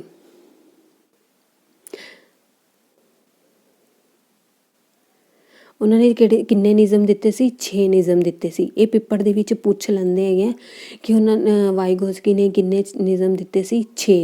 ਪੇਪਰ ਦੇ ਵਿੱਚ ਇਹ ਵੀ ਬਹੁਤ ਆਉਂਦਾ ਹੈ, ਤਾਂ ਤੁਹਾਨੂੰ ਇਹ 6 ਦੇ 6 ਪਤਾ ਵੀ ਹੋਣੇ ਚਾਹੀਦੇ ਆ ਔਰ ਉਹਨਾਂ ਦਾ ਨੰਬਰ ਵੀ ਪਤਾ ਹੋਣਾ ਚਾਹੀਦਾ। ਚਲੋ ਪਹਿਲਾਂ ਪੜ੍ਹਦੇ ਹਾਂ। ਗਿਆਨਾਤਮਕ ਵਿਕਾਸ ਕਿਸੇ ਖਾਸ ਉਮਰ ਦੇ ਕੁਝ ਹੱਦ ਤੱਕ ਹੀ ਸੀਮਿਤ ਹੁੰਦਾ ਹੈ। ਨੰਬਰ 2, ਸੰਪੂਰਨ ਗਿਆਨਾਤਮਕ ਵਿਕਾਸ ਸਮਾਜਿਕ ਅੰਤਰਕਿਰਿਆ 'ਤੇ ਨਿਰਭਰ ਕਰਦਾ ਹੈ। ਨੰਬਰ 3, ਸਿੱਖਣਾ ਅਤੇ ਵਿਕਾਸ ਇੱਕ ਸਮਾਜਿਕ ਅਤੇ ਸਮੂਹਿਕ ਕਿਰਿਆ ਹੈ ਜਿਸ ਨੂੰ ਪੜ੍ਹਾਇਆ ਨਹੀਂ ਜਾ ਸਕਦਾ। ਨੰਬਰ 4, ਸਿੱਖਣਾ ਕਾਰਜ ਅਤੇ ਕਿਰਿਆਵਾਂ ਅਤੇ ਦੂਜੀ ਸਿੱਖਣ ਸਥਿਤੀਆਂ ਅਰਥਪੂਰਨ ਢੰਗਾਂ ਰਾਹੀਂ ਹੋਣੀ ਚਾਹੀਦੀ ਹੈ। ਨੰਬਰ 4, ਜੇ ਹੋ ਸਕੇ ਤਾਂ ਸਕੂਲ ਵਿੱਚ ਸਿੱਖਣਾ ਸਕੂਲ ਤੋਂ ਬਾਹਰ ਸਿੱਖਣ ਨਾਲ ਸੰਬੰਧਿਤ ਹੋਣਾ ਚਾਹੀਦਾ ਹੈ। ਨੰਬਰ 6, ਭਾਸ਼ਾ ਹੀ ਸਾਰੇ ਵਿਕਾਸ ਦੀ ਕੁੰਜੀ ਹੈ। ਗਿਆਨ ਅਤੇ ਸ਼ਬਦਾਵਲੀ ਬੱਚਿਆਂ ਦੀ ਸੋਚ ਅਤੇ ਵਿਕਾਸ ਵਿੱਚ ਖਾਸ ਭੂਮਿਕਾ ਨਿਭਾਉਂਦੇ ਹਨ। ਦੇਖੋ ਹੁਣ ਆਪਾਂ ਕੀ ਹੈ, ਹੁਣ ਮੈਂ ਬੋਲ ਰਹੀ ਹਾਂ ਔਰ ਤੁਸੀਂ ਸੁਣ ਰਹੇ ਹੋ, ਇਹ ਵੀ ਕੀ ਹੈ ਆਪਣੀ ਇੱਕ ਕਨਵਰਸੇਸ਼ਨ ਹੀ ਹੋ ਰਹੀ ਹੈ। ਤਾਂ ਆਪਾਂ ਨੂੰ ਕੀ ਹੈ, ਮੈਂ ਵੀ ਤਾਂ ਤੁਹਾਡੇ ਤੋਂ ਕੁਛ ਸਿੱਖ ਰਹੀ ਹਾਂ ਔਰ ਤੁਸੀਂ ਵੀ ਮੇਰੇ ਤੋਂ ਕੁਛ ਸਿੱਖ ਰਹੇ ਹੋ। ਤਾਂ ਫਿਰ ਕੀ ਆਪਣੀ ਦੋਨਾਂ ਦੀ ਕੀ ਹੈ ਸਮਝ ਬਣਦੀ ਹੈ। ਹੁਣ ਨਾ ਤਾਂ ਤੁਸੀਂ ਮੈਨੂੰ ਦੇਖ ਸਕਦੇ ਹੋ, ਨਾ ਹੀ ਮੈਂ ਤੁਹਾਨੂੰ ਦੇਖ ਸਕਦੀ ਹਾਂ, ਪਰ ਕੀ ਹੈ ਇੱਕ ਕਨਵਰਸੇਸ਼ਨ ਤਾਂ ਹੋ ਰਹੀ ਹੈ। ਮੈਂ ਬੋਲ ਤਾਂ ਰਹੀ ਹਾਂ ਔਰ ਤੁਸੀਂ ਸੁਣ ਰਹੇ ਹੋ। ਤਾਂ ਤੁਸੀਂ ਵੀ ਉੱਥੇ ਬੈਠ ਕੇ ਕੁਛ ਬੋਲੋਗੇ ਜਾਂ ਫਿਰ ਕੁਛ ਗੱਲ ਕਰੋਗੇ ਵੀ ਹਾਂ ਮੈਡਮ ਨੇ ਸਾਨੂੰ ਚੰਗਾ ਪੜ੍ਹਾਇਆ ਜਾਂ ਇਹ ਕਰਾਇਆ, ਤਾਂ ਫਿਰ ਕੀ ਹੈ ਇੱਕ ਆਪਣੀ ਕਨਵਰਸੇਸ਼ਨ ਹੁੰਦੀ ਰਹਿੰਦੀ ਹੈ। ਚਾਹੇ ਬਿਨਾਂ ਦੇਖੇ ਹੀ ਆਪਾਂ ਕਨਵਰਸੇਸ਼ਨ ਕਰ ਸਕਦੇ ਹਾਂ। ਤਾਂ ਇਹ ਕਨਵਰਸੇਸ਼ਨ ਨਾਲ ਕੀ ਆਪਣੀ ਬੁੱਧੀ ਦਾ ਬਹੁਤ ਜ਼ਿਆਦਾ ਵਿਕਾਸ ਹੁੰਦਾ ਹੈ। ਚਲੋ ਇਹ ਆਪਾਂ ਨੂੰ ਪਤਾ ਹੋਣੇ ਚਾਹੀਦੇ 6 ਦੇ 6 ਔਰ ਇਹਨਾਂ ਦਾ ਨੰਬਰ ਵੀ ਪਤਾ ਹੋਣਾ ਚਾਹੀਦਾ ਹੈ। ਪੇਪਰ ਦੇ ਵਿੱਚ ਬਹੁਤ ਪੁੱਛਦੇ ਹੈ। ਚਲੋ ਇਹ ਹੁਣ ਨੇ ਤੁਹਾਨੂੰ ਤਿੰਨੋਂ ਥਿਊਰੀਆਂ ਕਰਵਾਤੀਆਂ ਔਰ ਤਿੰਨੋਂ ਥਿਊਰੀ ਦੇ ਰਿਲੇਟਡ ਜਿੰਨੇ ਵੀ ਕੁਐਸਚਨ ਬਣਦੇ ਹਨ ਤਾਂ ਉਹ ਆਪਾਂ ਸਾਰੇ ਕਰਦੇ ਹਨ। ਜੇ ਇਹਦੇ ਵਿੱਚ 1-2 ਕੁਐਸਚਨ ਹੋਰ ਵੀ ਆਏ ਹੋਣ ਤਾਂ ਫਿਰ ਉਹ ਕੀ ਹੈ ਆਪਾਂ ਕੱਲ੍ਹ ਵਾਲੀ ਵੀਡੀਓ ਬਣਾਏਂਗੇ ਨਾ, ਤਾਂ ਉਹਦੇ ਵਿੱਚ ਐਡ ਕਰ ਦਾਂਗੀ ਮੈਂ। ਨਹੀਂ ਤਾਂ ਵੀਡੀਓ ਬਾਹਲੀ ਲੰਬੀ ਹੋ ਜਾਂਦੀ, ਤਾਂ ਬਾਹਲੀ ਲੰਬੀ ਵੀਡੀਓ ਫਿਰ ਕੀ ਹੈ ਬੋਰਿੰਗ ਲੱਗਦੀ ਹੈ। ਤਾਂ ਕੀ ਹੈ ਆਪਾਂ ਜਿੰਨੀ ਕੀ ਥਿਊਰੀ ਪੜ੍ਹਦੇ ਹਨ ਤਿੰਨਾਂ ਦੀ, ਜੇ ਥੋੜ੍ਹਾ ਮੋਟਾ ਕੱਲ੍ਹ ਰਹਿ ਗਿਆ ਤਾਂ ਉਹ ਕਰਵਾ ਦਾਂਗੀ ਮੈਂ ਕੱਲ੍ਹ ਨੂੰ। ਚਲੋ ਇਹਦਾ ਕੁਐਸਚਨ ਪੜ੍ਹਦੇ ਹਾਂ। ਪਹਿਲਾ ਨੰਬਰ 1, ਸਧਾਰਨ ਤੌਰ 'ਤੇ ਗਿਆਨਾਤਮਕ ਵਿਕਾਸ ਦਾ ਸਿਧਾਂਤ ਕਿਸ ਵਿਦਵਾਨ ਦੇ ਨਾਲ ਜੁੜਿਆ ਹੋਇਆ ਹੈ? ਕਿਸ ਵਿਦਵਾਨ ਨੇ ਦਿੱਤਾ ਸੀ ਗਿਆਨਾਤਮਕ ਵਿਕਾਸ? ਪਿਆਜੇ ਨੇ। Option number 2। ਅੱਗੇ ਪੜ੍ਹਦੇ ਹਾਂ। ਕੁਐਸਚਨ ਨੰਬਰ 2, ਬੱਚਿਆਂ ਦੇ ਸਿੱਖਣ ਦੀ ਪ੍ਰਕਿਰਿਆ ਨੂੰ ਸਰਲ ਬਣਾਉਣ ਲਈ ਬੰਧਨ ਅਤੇ ਲੁਪਤ ਹੋਣ ਦੇ ਸੰਕਲਪ ਦਾ ਪ੍ਰਤੀਪਾਦਨ ਕਿਸ ਨੇ ਕੀਤਾ ਸੀ? ਆਹ ਰਹਿ ਗਿਆ ਨਾ ਬੰਧਨ ਅਤੇ ਲੁਪਤ ਹੋਣ ਦੇ ਜੇ, ਤੇ ਇਹ ਕਿਹਨੇ ਦਿੱਤਾ ਸੀ? ਇਹ ਵਾਈਗੋਸਕੀ ਨੇ ਦਿੱਤਾ ਸੀ। ਇਹ ਮੈਂ ਤੁਹਾਨੂੰ ਕੱਲ੍ਹ ਨੂੰ ਕਰਵਾ ਦੂੰਗੀ। ਇੱਕ ਆਹ ਪੁਆਇੰਟ ਰਹਿ ਗਿਆ, ਇਹ ਵੀ ਪੇਪਰ 'ਚ ਬਹੁਤ ਪੁੱਛਿਆ ਜਾਂਦਾ ਹੈ। ਅੱਗੇ ਆ ਗਿਆ ਜੀਨ ਪਿਆਜੇ। ਜੀਨ ਪਿਆਜੇ ਦਾ ਕੁਐਸਚਨ ਨੰਬਰ 3, ਪਿਆਜੇ ਦੇ ਗਿਆਨਾਤਮਕ ਵਿਕਾਸ ਦੇ ਸਿਧਾਂਤਾਂ ਅਨੁਸਾਰ ਉਹ ਪ੍ਰਕਿਰਿਆ ਜਿਸ ਦੁਆਰਾ ਗਿਆਨਾਤਮਕ ਸੰਰਚਨਾ ਵਿੱਚ ਪਰਿਵਰਤਨ ਹੁੰਦਾ ਹੈ ਡੈਸ਼ ਕਹਿੰਦੇ ਹਨ। ਕੀ ਕਹਿੰਦੇ ਹਨ? ਜਦੋਂ ਕਿਸੇ ਚੀਜ਼ਾਂ 'ਚ ਪਰਿਵਰਤਨ ਹੁੰਦਾ ਹੈ ਤਾਂ ਉਹਨੂੰ ਆਪਾਂ ਕੀ ਕਹਿੰਦੇ ਹਾਂ?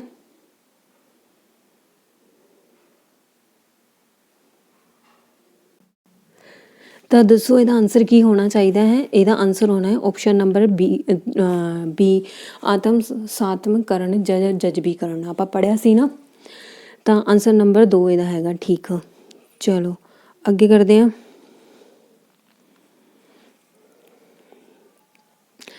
ਅੱਗੇ ਕਰਦੇ ਹਾਂ ਕੋਲਬਰਗ। ਕੋਲਬਰਗ ਵੀ ਮੈਂ ਕੱਲ੍ਹ ਨੂੰ ਕਰਵਾ ਦਾਂਗੀ। ਕੋਲਬਰਗ ਦੇ ਵਿਚਾਰ ਅਨੁਸਾਰ ਠੀਕ ਜਾਂ ਗਲਤ ਸੰਬੰਧੀ ਨਿਰਣੇ ਨਾਲ ਜੁੜੀ ਚਿੰਤਨ ਪ੍ਰਕਿਰਿਆ ਨੂੰ ਕੀ ਕਿਹਾ ਜਾਂਦਾ ਹੈ?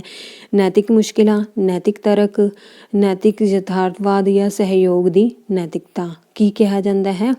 ਆਪਸ਼ਨ ਨੰਬਰ 3 ਨੈਤਿਕ ਯਥਾਰਥਵਾਦ। ਅੱਗੇ ਪੜ੍ਹਦੇ ਹਾਂ ਆਪਾਂ ਕੁਐਸਚਨ ਨੰਬਰ 5। ਪਿਆਜੇ ਸਪਸ਼ਟ ਕਰਦੇ ਹਨ ਕਿ ਜੀਵਨ ਦੇ ਪਹਿਲੇ 2 ਸਾਲਾਂ ਵਿੱਚ ਬੱਚਾ ਡੈਸ਼ ਦੁਆਰਾ ਉੱਤਮ ਢੰਗ ਨਾਲ ਸਿੱਖਦਾ ਹੈ ਨਾ। ਤਾਂ ਮਤਲਬ ਕਿਵੇਂ? ਸੰਵੇਦੀ ਗਤਿਆਤਮਕ ਕਿਰਿਆਵਾਂ ਦੁਆਰਾ, ਨਵੀਂ ਸਿੱਖਿਆ ਭਾਸ਼ਾ ਦੇ ਪ੍ਰਯੋਗ ਨਾਲ, ਨਿਰਲੇਖ ਸ਼ਬਦਾਂ ਨੂੰ ਸਮਝਣ ਨਾਲ ਜਾਂ ਅਮੂਰਤ ਰੂਪ ਨਾਲ ਚਿੰਤਨ ਦੁਆਰਾ। ਤਾਂ ਆਪਾਂ ਪੜ੍ਹਿਆ ਸੀ ਨਾ ਕਿ ਮਤਲਬ ਕਿ ਉਹ ਸੰਵੇਦਨ ਹੋ ਜਾਂਦਾ ਹੈ। ਤਾਂ ਕੀ ਕਰਦਾ? ਸੰਵੇਦੀ ਗਿਆਨਾਤਮਕ ਕਿਰਿਆ ਦੁਆਰਾ। ਚਲੋ ਅੱਗੇ ਪੜ੍ਹਦੇ ਹਾਂ ਆਪਾਂ ਕੁਐਸਚਨ ਨੰਬਰ 6। ਰਚਨਾਤਮਕਵਾਦ ਇੱਕ ਸਿਧਾਂਤ ਦੇ ਰੂਪ ਵਿੱਚ ਕਿਸ ਗੱਲ ਨੂੰ ਵਧੇਰੇ ਮਹੱਤਵਪੂਰਨ ਮੰਨਿਆ ਜਾਂਦਾ ਹੈ? ਬੱਚਿਆਂ ਦੇ ਸਿੱਖਣ ਵਿੱਚ ਅਧਿਆਪਕਾਂ ਦੀ ਭੂਮਿਕਾ,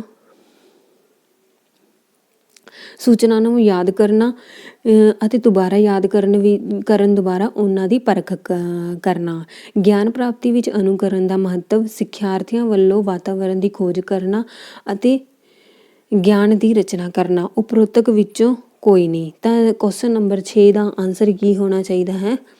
ਤਾਂ ਮਤਲਬ ਕਿ ਰਚਨਾਤਮਕ ਬਾਰੇ ਕੁਛ ਨਹੀਂ ਦੱਸਿਆ ਸੀ ਨਾ, ਤਾਂ ਫਿਰ ਕੀ ਹੈ ਵੀ ਅਧਿਆਪਕਾਂ ਦੀ ਬੱਚਿਆਂ ਦੇ ਸਿੱਖਣ ਵਿੱਚ ਅਧਿਆਪਕਾਂ ਦੀ ਕੋਈ ਭੂਮਿਕਾ ਨਹੀਂ ਹੁੰਦੀ, ਵੀ ਸੂਚਨਾ ਨੂੰ ਯਾਦ ਕਰਨਾ ਔਰ ਦੁਬਾਰਾ। ਤਾਂ ਫਿਰ ਇਹ ਕੀ ਰੱਟਾਫਿਕੇਸ਼ਨ ਹੋ ਗਿਆ ਸੈਕਿੰਡ ਕੁਐਸਚਨ 'ਚ। ਫਿਰ ਗਿਆਨ ਪ੍ਰਾਪਤੀ ਦਾ ਅਨੁਕਰਨ, ਆਪਾਂ ਕਿਹੜਾ ਕੋਈ ਨਕਲ ਮਾਰ ਕੇ ਗਿਆਨ ਪ੍ਰਾਪਤ ਕਰ ਸਕਦੇ ਹਨ? ਜਾਂ ਸਿੱਖਿਆਰਥੀਆਂ ਵੱਲੋਂ ਵਾਤਾਵਰਨ ਦੀ ਖੋਜ ਕਰਨਾ ਅਤੇ ਗਿਆਨ ਦੀ ਰਚਨਾ ਕਰਨਾ? ਨਹੀਂ, ਬੱਚਾ ਕੀ ਹੁੰਦਾ? ਖੁਦ ਸਿੱਖਦਾ ਹੈ। ਮਤਲਬ ਕਿ ਆਪਾਂ ਆਪਣੀ ਭਾਸ਼ਾ ਨੂੰ ਖੁਦ ਸਿੱਖਦੇ ਹਾਂ। ਮਤਲਬ ਕਿ ਇਹ ਕੀ ਆ ਮਤਲਬ ਕਿ ਮਨੁੱਖੀ ਤੌਰ 'ਤੇ ਕੀ ਹੁੰਦਾ ਹੈਗਾ, ਇਹ ਕੁਦਰਤੀ ਹੈ ਜੋ ਕਿ ਭਾਸ਼ਾ ਬੋਲਣ ਲੱਗ ਜਾਂਦਾ। ਹੁਣ ਜੇ ਆਪਾਂ ਕਹਿ ਦਿੰਦੇ ਵੀ ਜੰਗਲਾਂ 'ਚ ਰਹਿੰਦੇ ਹਨ ਤਾਂ ਫਿਰ ਉਹਨਾਂ ਦੀ ਕਿਹੜਾ ਭਾਸ਼ਾ ਹੁੰਦੀ ਆ? ਫਿਰ ਉਹ ਵੀ ਜੰਗਲਾਂ ਵਾਂਗੂ ਜੰਗਲੀ ਬਣ ਜਾਂਦੇ ਹੈਗੇ ਆ। ਤਾਂ ਪਰ ਨਹੀਂ, ਆਪਣੀ ਭਾਸ਼ਾ ਕੀ ਹੈ? ਇੱਕ ਦੂਜੇ ਨੂੰ, ਜਿਵੇਂ ਕਿ ਹੁਣ ਜਾਨਵਰ ਹੈ, ਜਾਨਵਰਾਂ ਨੂੰ ਕੋਈ ਬੋਲਣਾ ਕੋਈ ਉਹ ਆਪਣੀ ਭਾਸ਼ਾ ਨੂੰ ਖੁਦ ਸਮਝ ਸਕਦੇ ਆ। ਜਾਨਵਰ ਦੀ ਭਾਸ਼ਾ ਨੂੰ ਸਮਝ ਜਾਂਦਾ ਹੈਗਾ। ਤਾਂ ਫਿਰ ਇਹ ਕੀ ਹੈ? ਇਹ ਸਾਰੀ ਚੀਜ਼ਾਂ ਗਲਤ ਹੈ। ਤਾਂ ਇਹਦਾ ਆਨਸਰ ਕੀ ਹੋਏਗਾ? ਉਪਰੋਕਤ ਵਿੱਚੋਂ ਕੋਈ ਨਹੀਂ। ਅੱਗੇ ਆਵੇ ਕੁਐਸਚਨ ਨੰਬਰ 7। ਸਿੱਖਿਆਰਥੀਆਂ ਦੁਆਰਾ ਸਵੈ ਨਿਯਮਨ ਤੋਂ ਕੀ ਭਾਵ ਹੈ? ਮਤਲਬ ਕਿ ਸੈਲਫ ਰੈਗੂਲੇਸ਼ਨ ਤੋਂ ਕੀ ਭਾਵ ਹੈ? ਸਵੈ ਅਨੁਸ਼ਾਸਨ, ਨਿਰੰਤਰ ਸਵੈ ਪਰਿਸ਼ਦ ਦੁਆਰਾ ਨਿਯਮਾਂ ਅਤੇ ਮਾਨਦੰਡਾਂ ਦਾ ਨਿਰਮਾਣ ਕਰਨਾ, ਆਪਣੀ ਸਿੱਖਣ ਦੀ ਪ੍ਰਕਿਰਿਆ ਦਾ ਆਪ ਪ੍ਰਬੰਧਨ ਕਰਨਾ, ਸਕੂਲ ਵੱਲੋਂ ਬੱਚਿਆਂ ਦੇ ਵਿਵਹਾਰ ਲਈ ਨਿਯਮ ਬਣਾਉਣਾ। ਤਾਂ ਮਤਲਬ ਕਿ ਜਿਹੜਾ ਸਿੱਖਿਆਰਥੀਆਂ ਦੁਆਰਾ ਨਿਯਮ ਤੋਂ ਕੀ ਭਾਵ ਹੁੰਦਾ ਹੈ? ਆਨਸਰ ਹੋਊਗਾ ਇਹਦਾ? ਆਪਣੀ ਸਿੱਖਣ ਦੀ ਪ੍ਰਕਿਰਿਆ ਦਾ ਆਪ ਪ੍ਰਬੰਧਨ ਕਰਨਾ। ਮਤਲਬ ਕਿ ਆਪਾਂ ਜਦੋਂ ਤੱਕ ਖੁਦ ਸਿੱਖਣ ਦੀ ਇੱਛਾ ਨਹੀਂ ਹੁੰਦੀ, ਸੈਲਫ ਨਿਯਮ ਆਪਾਂ ਆਪਣੇ ਲਈ ਖੁਦ ਨਹੀਂ ਬਣਾਉਂਦੇ। ਮੰਨ ਲਓ ਹੁਣ ਆਪਾਂ ਪੇਪਰ ਦੀ ਤਿਆਰੀ ਕਰਨੀ ਹੈ, ਆਪਾਂ ਹੁਣ ਇਹ 10 ਦਿਨ 5-6 ਦਿਨ ਲਗਾਤਾਰ ਵਧੀਆ ਤਿਆਰੀ ਕਰਾਂਗੇ ਤਾਂ ਆਪਾਂ ਪੇਪਰ ਕਿਉਂ ਨਹੀਂ ਕੁਆਲੀਫਾਈ ਕਰ ਪਾਵਾਂਗੇ? ਤਾਂ ਮਤਲਬ ਕਿ ਆਪਾਂ ਆਪਣੇ ਆਪ ਨੂੰ ਖੁਦ ਮੋਨੀਟਰ ਕਰਨਾ ਬਹੁਤ ਜ਼ਰੂਰੀ ਹੁੰਦਾ ਹੈ। ਆਪਣੇ ਲਈ ਕੁਛ ਨਿਯਮ ਹੋਣੇ ਚਾਹੀਦੇ ਹੈ ਜੋ ਕਿ ਆਪਾਂ ਨੂੰ ਇਹ ਪੇਪਰ ਕੁਆਲੀਫਾਈ ਕਰਵਾਊਗਾ। ਠੀਕ ਹੈ, ਇਹਦਾ ਆਨਸਰ ਕੀ ਹੋਣਾ ਚਾਹੀਦਾ? ਕੁਐਸਚਨ ਨੰਬਰ 3, ਆਪਸ਼ਨ ਨੰਬਰ 3 ਇਹਦਾ ਆਨਸਰ ਹੋਣਾ ਚਾਹੀਦਾ। ਅੱਗੇ ਪੜ੍ਹਦੇ ਹਾਂ ਆਪਾਂ ਕੁਐਸਚਨ ਨੰਬਰ 8। ਅੱਗੇ ਆ ਗਿਆ ਪਿਆਜੇ ਦੇ ਸਿਧਾਂਤ ਅਨੁਸਾਰ ਗਿਆਨਾਤਮਕ ਵਿਕਾਸ ਵਿੱਚ ਬੱਚਾ ਪਦਾਰਥ ਸਥਿਰਤਾ ਦਾ ਸੰਕਲਪ ਕਿਸ ਅਵਸਥਾ ਵਿੱਚ ਵਿਕਸਿਤ ਕਰਦੇ ਹਨ? ਕਿਸ ਅਵਸਥਾ ਵਿੱਚ ਵਿਕਸਿਤ ਕਰਦੇ ਹਨ? ਸੰਵੇਦੀ ਗਤਿਆਤਮਕ ਅਵਸਥਾ ਵਿੱਚ, ਸਥੂਲ ਕਿਰਿਆਤਮਕ ਅਵਸਥਾ 'ਚ, ਰਸਮੀ ਕਿਰਿਆਤਮਕ ਅਵਸਥਾ ਜਾਂ ਪੂਰਵ ਕਿਰਿਆਤਮਕ ਅਵਸਥਾ। ਤਾਂ ਇਹਦਾ ਕੀ ਆਨਸਰ ਹੋਣਾ ਚਾਹੀਦਾ? ਆਪਾਂ ਪਿੱਛੇ ਉਹਨਾਂ ਦੇ ਸਾਰੀਆਂ ਅਵਸਥਾਵਾਂ ਪੜ੍ਹੀਆਂ ਸੀ ਨਾ, 4 ਸਟੇਜਾਂ ਪੜ੍ਹੀਆਂ ਸੀ। ਤਾਂ ਉਹ 4 ਸਟੇਜਾਂ ਬਹੁਤ ਹੀ ਇੰਪੋਰਟੈਂਟ ਹੈ ਔਰ ਉਹਨਾਂ ਦੇ ਨਾਮ ਵੀ ਪਤਾ ਹੋਣੇ ਚਾਹੀਦੇ ਆ। ਤਾਂ ਇਹਦਾ ਕੀ ਆਨਸਰ ਆਏਗਾ? ਆਪਸ਼ਨ ਨੰਬਰ 4 ਇਹਦਾ ਆਨਸਰ ਆਏਗਾ ਪੂਰਵ ਕਿਰਿਆਤਮਕ ਅਵਸਥਾ। ਅੱਗੇ ਪੜ੍ਹਦੇ ਹਾਂ ਕੋਲਬਰਗ ਦੁਆਰਾ ਪ੍ਰਤੀਪਾਦਨ ਨੈਤਿਕ ਵਿਕਾਸ ਦੀ ਅਵਸਥਾ ਨਾਲ ਸੰਬੰਧ ਰੱਖਦੀਆਂ ਹਨ। ਐਰਿਕਸਨ ਦੁਆਰਾ ਪ੍ਰਤੀਪਾਦਿਤ ਮਨੋ ਸਮਾਜਿਕ ਵਿਕਾਸ ਦੀ ਅਵਸਥਾ, ਸੁਲੀਵਾਨ ਦੁਆਰਾ ਦਿੱਤੀਆਂ ਅੰਤਰ ਵਿਅਕਤੀਗਤ ਅਵਸਥਾ, ਪਿਆਜੇ ਦੇ ਨੈਤਿਕ ਵਿਕਾਸ ਦੇ ਸਿਧਾਂਤ ਦੀਆਂ ਅਵਸਥਾ, ਫਰਾਇਡ ਦੇ ਸਿਧਾਂਤ ਦੀਆਂ ਮਨੋਲੈਂਗਿਕ ਵਿਕਾਸ ਦੀਆਂ ਅਵਸਥਾ ਉਪਰੋਕਤ ਵਿੱਚੋਂ ਕੋਈ ਨਹੀਂ। ਤਾਂ ਇਹਦਾ ਕੀ ਆਨਸਰ ਹੋਣਾ ਚਾਹੀਦਾ ਹੈ? ਫਰਾਇਡ ਦੇ ਸਿਧਾਂਤ ਦੀਆਂ ਮਨੋਲੈਂਗਿਕ ਵਿਕਾਸ ਦੀਆਂ ਅਵਸਥਾ। ਆਪਸ਼ਨ ਨੰਬਰ 4 ਇਹਦਾ ਆਨਸਰ ਹੋਣਾ ਚਾਹੀਦਾ ਹੈ। ਅੱਗੇ ਅੱਗੇ ਕੁਐਸਚਨ ਨੰਬਰ 10, ਇਸ ਮਤ ਦੇ ਸਮਰਥਕ ਕੌਣ ਹਨ ਕਿ ਬੱਚੇ ਦੇ ਗਿਆਨਾਤਮਕ ਵਿਕਾਸ ਦਾ ਆਰੰਭ ਪ੍ਰਤੀਵਰਤ ਕਿਰਿਆਵਾਂ ਨਾਲ ਹੁੰਦਾ ਹੈ? ਤਾਂ ਆਪਾਂ ਪੜ੍ਹਿਆ ਸੀ ਨਾ, ਜਿਹੜਾ ਗਿਆਨਾਤਮਕ ਵਿਕਾਸ ਹੈ ਉਹ ਕਿਹਨੇ ਦਿੱਤਾ ਸੀ? ਟਰਮਨ, ਗਿਲਫੋਰਡ, ਗੁਥਰੀ ਜਾਂ ਪਿਆਜੇ ਨੇ? ਤਾਂ ਕਿਹਨੇ ਦਿੱਤਾ ਸੀ? ਪਿਆਜੇ ਨੇ ਦਿੱਤਾ ਸੀ ਨਾ। ਤਾਂ ਅੱਗੇ ਪੜ੍ਹਦੇ ਹਾਂ ਆਪਾਂ ਕੁਐਸਚਨ ਨੰਬਰ 11। ਅੱਗੇ ਆ ਗਿਆ ਕੋਲਬਰਗ ਦੇ ਸਿਧਾਂਤ। ਕੋਲਬਰਗ ਦੇ ਸਿਧਾਂਤ ਦੇ ਅਨੁਸਾਰ ਚੰਗਾ ਲੜਕਾ ਅਤੇ ਚੰਗੀ ਲੜਕੀ ਬਣਨ ਵਿੱਚ ਉਨਮੁਖਤਾ ਸਪਸ਼ਟ ਕਰਦੀ ਹੈ। ਮਤਲਬ ਕਿ ਇੱਕ ਚੰਗਾ ਲੜਕੀ ਅਤੇ ਚੰਗੀ ਲੜਕੀ ਦਾ ਜਿਹੜਾ ਸਿਧਾਂਤ ਦਿੱਤਾ ਸੀ ਕੋਲਬਰਗ ਨੇ, ਤਾਂ ਉਹ ਮਤਲਬ ਕਿ ਉਹ ਕੀ ਸਪਸ਼ਟ ਕਰਦਾ ਹੈ? ਨੰਬਰ 1, ਬੱਚੇ ਸਮਾਜਿਕ ਨਿਯਮਾਂ ਦੀ ਪਾਲਣਾ ਕਰਕੇ ਦੂਸਰਿਆਂ ਵੱਲੋਂ ਆਪਣੇ ਵਿਵਹਾਰ ਦੀ ਪ੍ਰਵਾਨਗੀ ਚਾਹੁੰਦੇ ਹਨ। ਬੱਚੇ ਵਿਵਹਾਰ ਵਿੱਚ ਉਹ ਤਰੀਕੇ ਅਪਣਾਉਂਦੇ ਹਨ ਜਿਨ੍ਹਾਂ ਤੋਂ ਉਹਨਾਂ ਦੀਆਂ ਲੋੜਾਂ ਦੀ ਪੂਰਤੀ ਹੁੰਦੀ ਹੈ। ਜਨਮ ਆਪਸ਼ਨ ਨੰਬਰ 3, ਬੱਚਿਆਂ ਦੀ ਭਾਵਨਾ ਦੰਡ ਨਾਲ ਵਾਰ ਕਰਨ ਦੀ ਹੁੰਦੀ ਹੈ। ਇਹਨਾਂ 'ਚ ਆਪਸ਼ਨ ਨੰਬਰ 4, ਉਹ ਦੂਸਰਿਆਂ ਦੀ ਉਮੀਦਾਂ 'ਤੇ ਖਰਾ ਉਤਰਨਾ ਚਾਹੁੰਦੇ ਹਨ। ਦੇਖੋ ਪਹਿਲੀ ਗੱਲ ਤਾਂ ਜਿੱਥੇ ਵੀ ਦੰਡ ਵਗੈਰਾ ਦੀ ਆ ਜਾਂਦੀ ਆ ਤਾਂ ਸਮਝ ਲਓ ਉਹ ਤਾਂ ਕੀ ਹੈ, ਆਪਸ਼ਨ ਨਹੀਂ, ਵੈਸੇ ਹੀ ਐਲੀਮੀਨੇਸ਼ਨ ਹੋ ਜਾਂਦਾ ਹੈਗਾ। ਤਾਂ ਇਹ ਤਾਂ ਤੀਜਾ ਤਾਂ ਹੋ ਹੀ ਨਹੀਂ ਸਕਦਾ। ਤਾਂ ਅੱਗੇ ਦੂਸਰਿਆਂ ਨੂੰ ਖਰਾ ਉਤਰਨਾ, ਆਪਾਂ ਜਦੋਂ ਆਪਾਂ ਕੁਛ ਅੱਛਾ ਕੰਮ ਕਰਦੇ ਹਾਂ ਤਾਂ ਆਪਾਂ ਨੂੰ ਕੋਈ ਦਿਖਾਉਣ ਦੀ ਜ਼ਰੂਰਤ ਨਹੀਂ ਹੈ, ਉਹ ਸਾਰਿਆਂ ਨੂੰ ਆਪਣੇ ਆਪ ਹੀ ਦਿਖ ਜਾਂਦਾ ਹੁੰਦਾ। ਤਾਂ ਇਹ ਵੀ ਹੈ, ਇਹ ਵੀ ਗਲਤ ਹੋ ਗਿਆ। ਅੱਗੇ ਆ ਗਿਆ ਆਪਸ਼ਨ ਨੰਬਰ 2, ਬੱਚੇ ਵਿਵਹਾਰ ਵਿੱਚ ਉਹ ਤਰੀਕੇ ਅਪਣਾਉਂਦੇ ਹਨ ਜਿਨ੍ਹਾਂ ਤੋਂ ਉਹਨਾਂ ਦੀ ਲੋੜਾਂ, ਮਤਲਬ ਕਿ ਬੱਚੇ ਇਹ ਤਾਂ ਕੋਈ ਮਤਲਬ ਕਿ ਇੱਕ ਨੈਗੇਟਿਵ ਪੁਆਇੰਟ ਹੈ। ਮਤਲਬ ਕਿ ਜੇ ਅਗਰ ਮੰਨ ਲਓ ਕਿ ਆਪਾਂ ਕੋਈ ਚੰਗਾ ਕੰਮ ਕਰਦੇ ਤਾਂ ਉਹਦੇ ਤਰੀਕੇ ਤਰੀਕੇ ਅਪਣਾਉਣਾ, ਮਤਲਬ ਕੋਈ ਬੁਰਾ ਵੀ ਕੰਮ ਕਰੋ ਅੱਛਾ, ਤਾਂ ਇਹ ਲੋੜਾਂ ਪੂਰੀਆਂ ਕਰਨਾ ਨਹੀਂ ਹੁੰਦਾ। ਜੇ ਆਪਣੇ ਕੋਈ ਚੰਗਾ ਕੰਮ ਹੈ ਤਾਂ ਆਪਣੀਆਂ ਇੱਛਾਵਾਂ ਉਹ ਆਪਣੇ ਆਪ ਹੀ ਪੂਰੀਆਂ ਹੁੰਦੀਆਂ ਹਨ। ਤਾਂ ਇਹਦਾ ਆਨਸਰ ਕੀ ਬਣੇਗਾ ਕਿ ਬੱਚੇ ਸਮਾਜਿਕ ਨਿਯਮਾਂ ਦੀ ਪਾਲਣਾ ਕਰਕੇ ਦੂਸਰਿਆਂ ਵੱਲੋਂ ਆਪਣੇ ਵਿਵਹਾਰ ਦੀ ਪ੍ਰਵਾਨਗੀ ਚਾਹੁੰਦੇ ਹਨ। ਮੰਨ ਲਓ ਇਹਦਾ ਆਪਸ਼ਨ ਨੰਬਰ 1 ਬਿਲਕੁਲ ਸਹੀ ਹੈ। ਮੰਨ ਲਓ ਕਿ ਕੀ ਹੈ, ਜੇ ਮੈਂ ਕੋਈ ਵੀ ਬੱਚਾ ਅੱਛੇ ਨੇਚਰ ਦਾ ਹੁੰਦਾ ਤਾਂ ਉਹ ਸਾਰੀ ਕਲਾਸ 'ਚ ਉਹਨੂੰ ਕੀ ਹੈ, ਅੱਛਾ ਹੀ ਸਮਝਿਆ ਜਾਂਦਾ ਹੈ। ਜੋ ਥੋੜ੍ਹੇ ਬੱਚੇ ਕਈ ਬੱਚੇ ਸ਼ਰਾਰਤੀ ਹੁੰਦੇ ਹਨ ਤਾਂ ਉਹਨਾਂ ਨੂੰ ਥੋੜ੍ਹਾ ਬੁਰਾ ਵੀ ਦੱਸਿਆ ਜਾਂਦਾ ਹੈਗਾ, ਹਾਂ ਵੀ ਇਹ ਤਾਂ ਬਹੁਤ ਬੱਚੇ ਸ਼ਰਾਰਤੀ ਹੈ। ਤਾਂ ਇਸ ਗੱਲ ਬਾਰੇ ਦੱਸਿਆ ਗਿਆ ਹੈ ਇਸ ਕੁਐਸਚਨ 'ਚ। ਚਲੋ ਅੱਗੇ ਪੜ੍ਹਦੇ ਹਾਂ ਕੁਐਸਚਨ ਨੰਬਰ 12, ਰਚਨਾਤਮਕ ਦ੍ਰਿਸ਼ਟੀ ਵਿੱਚ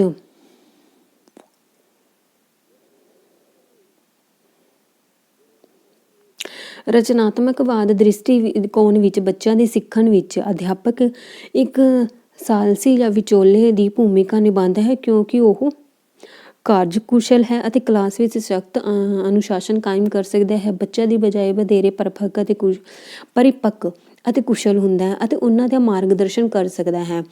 ਸਕੂਲ ਦੇ ਅਧਿਕਾਰੀਆਂ ਦੇ ਵਧੇਰੇ ਨੇੜੇ ਹੁੰਦਾ ਹੈ। ਨੰਬਰ 4, ਦੂਸਰੇ ਪਣਧਾਰੀਆਂ ਨਾਲ ਚੰਗੇ ਸੰਬੰਧ ਬਣਾ ਸਕਦਾ ਹੈ। ਤਾਂ 12ਵੇਂ ਨੰਬਰ ਕੁਐਸਚਨ ਦਾ ਕੀ ਆਨਸਰ ਹੋਣਾ ਚਾਹੀਦਾ ਹੈ? ਇਹਦਾ ਆਨਸਰ ਹੋਣਾ ਚਾਹੀਦਾ ਆਪਸ਼ਨ ਨੰਬਰ 2, ਬੱਚਿਆਂ ਦੀ ਬਜਾਏ ਵਧੇਰੇ ਪਰਿਪੱਕ ਅਤੇ ਕੁਸ਼ਲ ਹੁੰਦਾ ਹੈ ਅਤੇ ਉਹਨਾਂ ਦਾ ਮਾਰਗਦਰਸ਼ਨ ਵੀ ਕਰਦਾ ਹੈ। ਮਤਲਬ ਕਿ ਇੱਕ ਟੀਚਰ ਕੀ ਹੈ, ਮਾਰਗਦਰਸ਼ਨ ਕਰਦਾ ਹੈ ਬੱਚਿਆਂ ਦਾ। ਚਲੋ ਅੱਗੇ ਪੜ੍ਹਦੇ ਆਪਾਂ ਕੁਐਸਚਨ ਨੰਬਰ 13, ਪਿਆਜੇ ਅਨੁਸਾਰ ਇਹ 9ਵੀਂ ਅਵਸਥਾ ਵਿੱਚ ਬੱਚੇ ਦਾ ਵਿਵਹਾਰ ਡੈਸ਼ ਦੁਆਰਾ ਸੰਚਾਲਿਤ ਹੁੰਦਾ ਹੈ। ਸੁੱਖ ਅਤੇ ਪੀੜਨ ਦਾ ਨਿਯਮ, ਬਾਹਰੀ ਪ੍ਰਮੁੱਖਤ ਵਿਅਕਤੀ ਸਾਥੀ ਸਮੂਹਾਂ ਦੇ ਨਿਯਮਾਂ, ਆਪਣੇ ਕੰਮਾਂ ਲਈ ਖੁਦ ਜ਼ਿੰਮੇਵਾਰ ਬਣ ਕੇ ਜਾਂ ਉਪਰੋਕਤ ਵਿੱਚੋਂ ਕੋਈ ਨਹੀਂ। ਤਾਂ ਇਹਦਾ ਆਨਸਰ ਕੀ ਹੋਣਾ ਚਾਹੀਦਾ ਕੁਐਸਚਨ ਨੰਬਰ 13 ਦਾ? ਸੁੱਖ ਅਤੇ ਪੀੜ ਦਾ ਨਿਯਮ।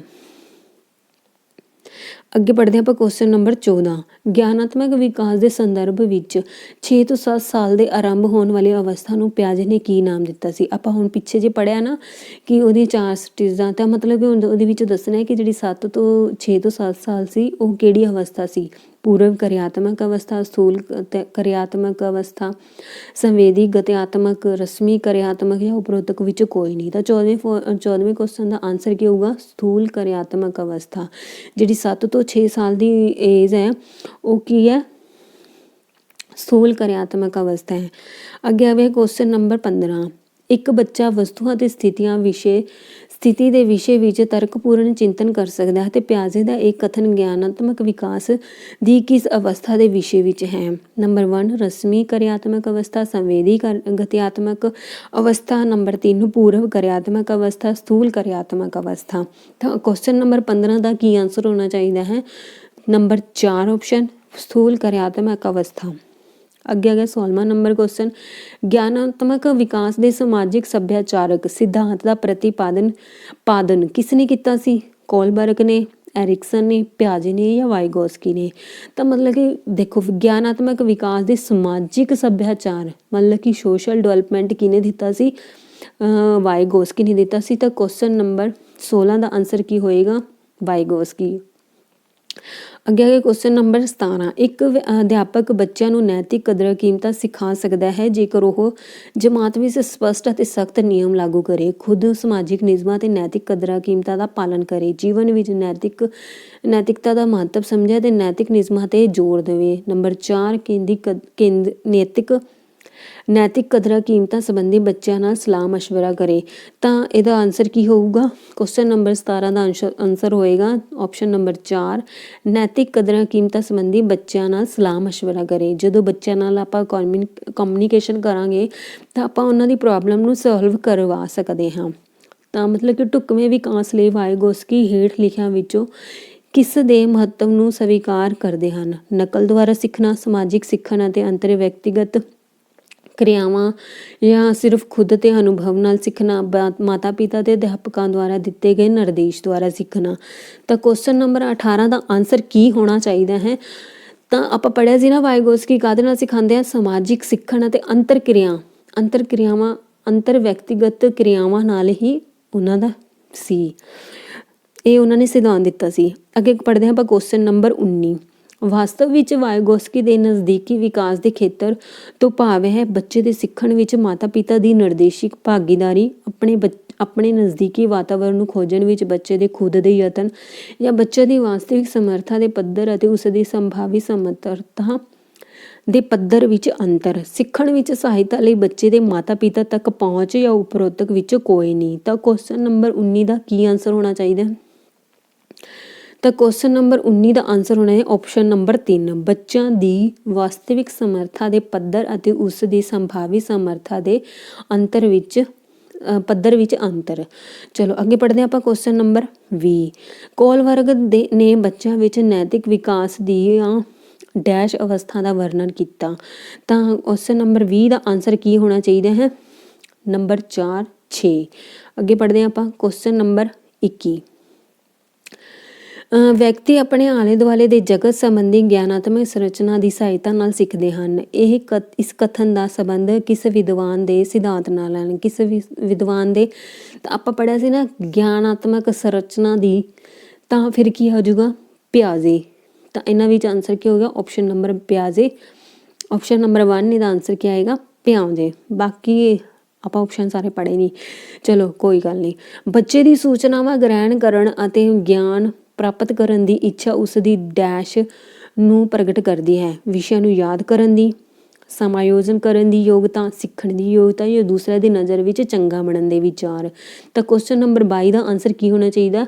ਤਾਂ ਮਤਲਬ ਕਿ ਜਦੋਂ ਬੱਚੇ ਦੀ ਸੂਚਨਾ ਗ੍ਰਹਿਣ ਕਰਨ ਅਤੇ ਗਿਆਨ ਪ੍ਰਾਪਤੀ ਦੀ ਇੱਛਾ ਹੁੰਦੀ ਹੈ ਤਾਂ ਉਹ ਕੀ ਆ? ਉਹ ਸਿੱਖਣ ਦੀ ਯੋਗਤਾ ਰੱਖਦਾ ਹੈ। ਤਾਂ ਦੇਖੋ ਆਪਾਂ ਹੁਣ ਥਿਓਰੀ ਵੀ ਪੜ੍ਹ ਲਈ ਤਿੰਨਾਂ ਦੀ, ਔਰ ਨਾਲੇ ਇਹਨਾਂ ਦੇ ਰਿਲੇਟਡ ਕੁਛ MCQ ਵੀ। ਬਾਕੀ ਜੇ ਤੁਸੀਂ ਇਹਨੂੰ 1-2 ਵਾਰੀ ਦੇਖੋਗੇ ਨਾ ਤਾਂ ਤੁਹਾਨੂੰ ਬਹੁਤ ਹੀ ਚੰਗੀ ਤਰ੍ਹਾਂ ਹੀ ਸਮਝ ਆ ਜਾਏਗਾ। ਚਲੋ ਬਹੁਤ ਜ਼ਿਆਦਾ ਠੀਕ ਹੈ, ਧੰਨਵਾਦ।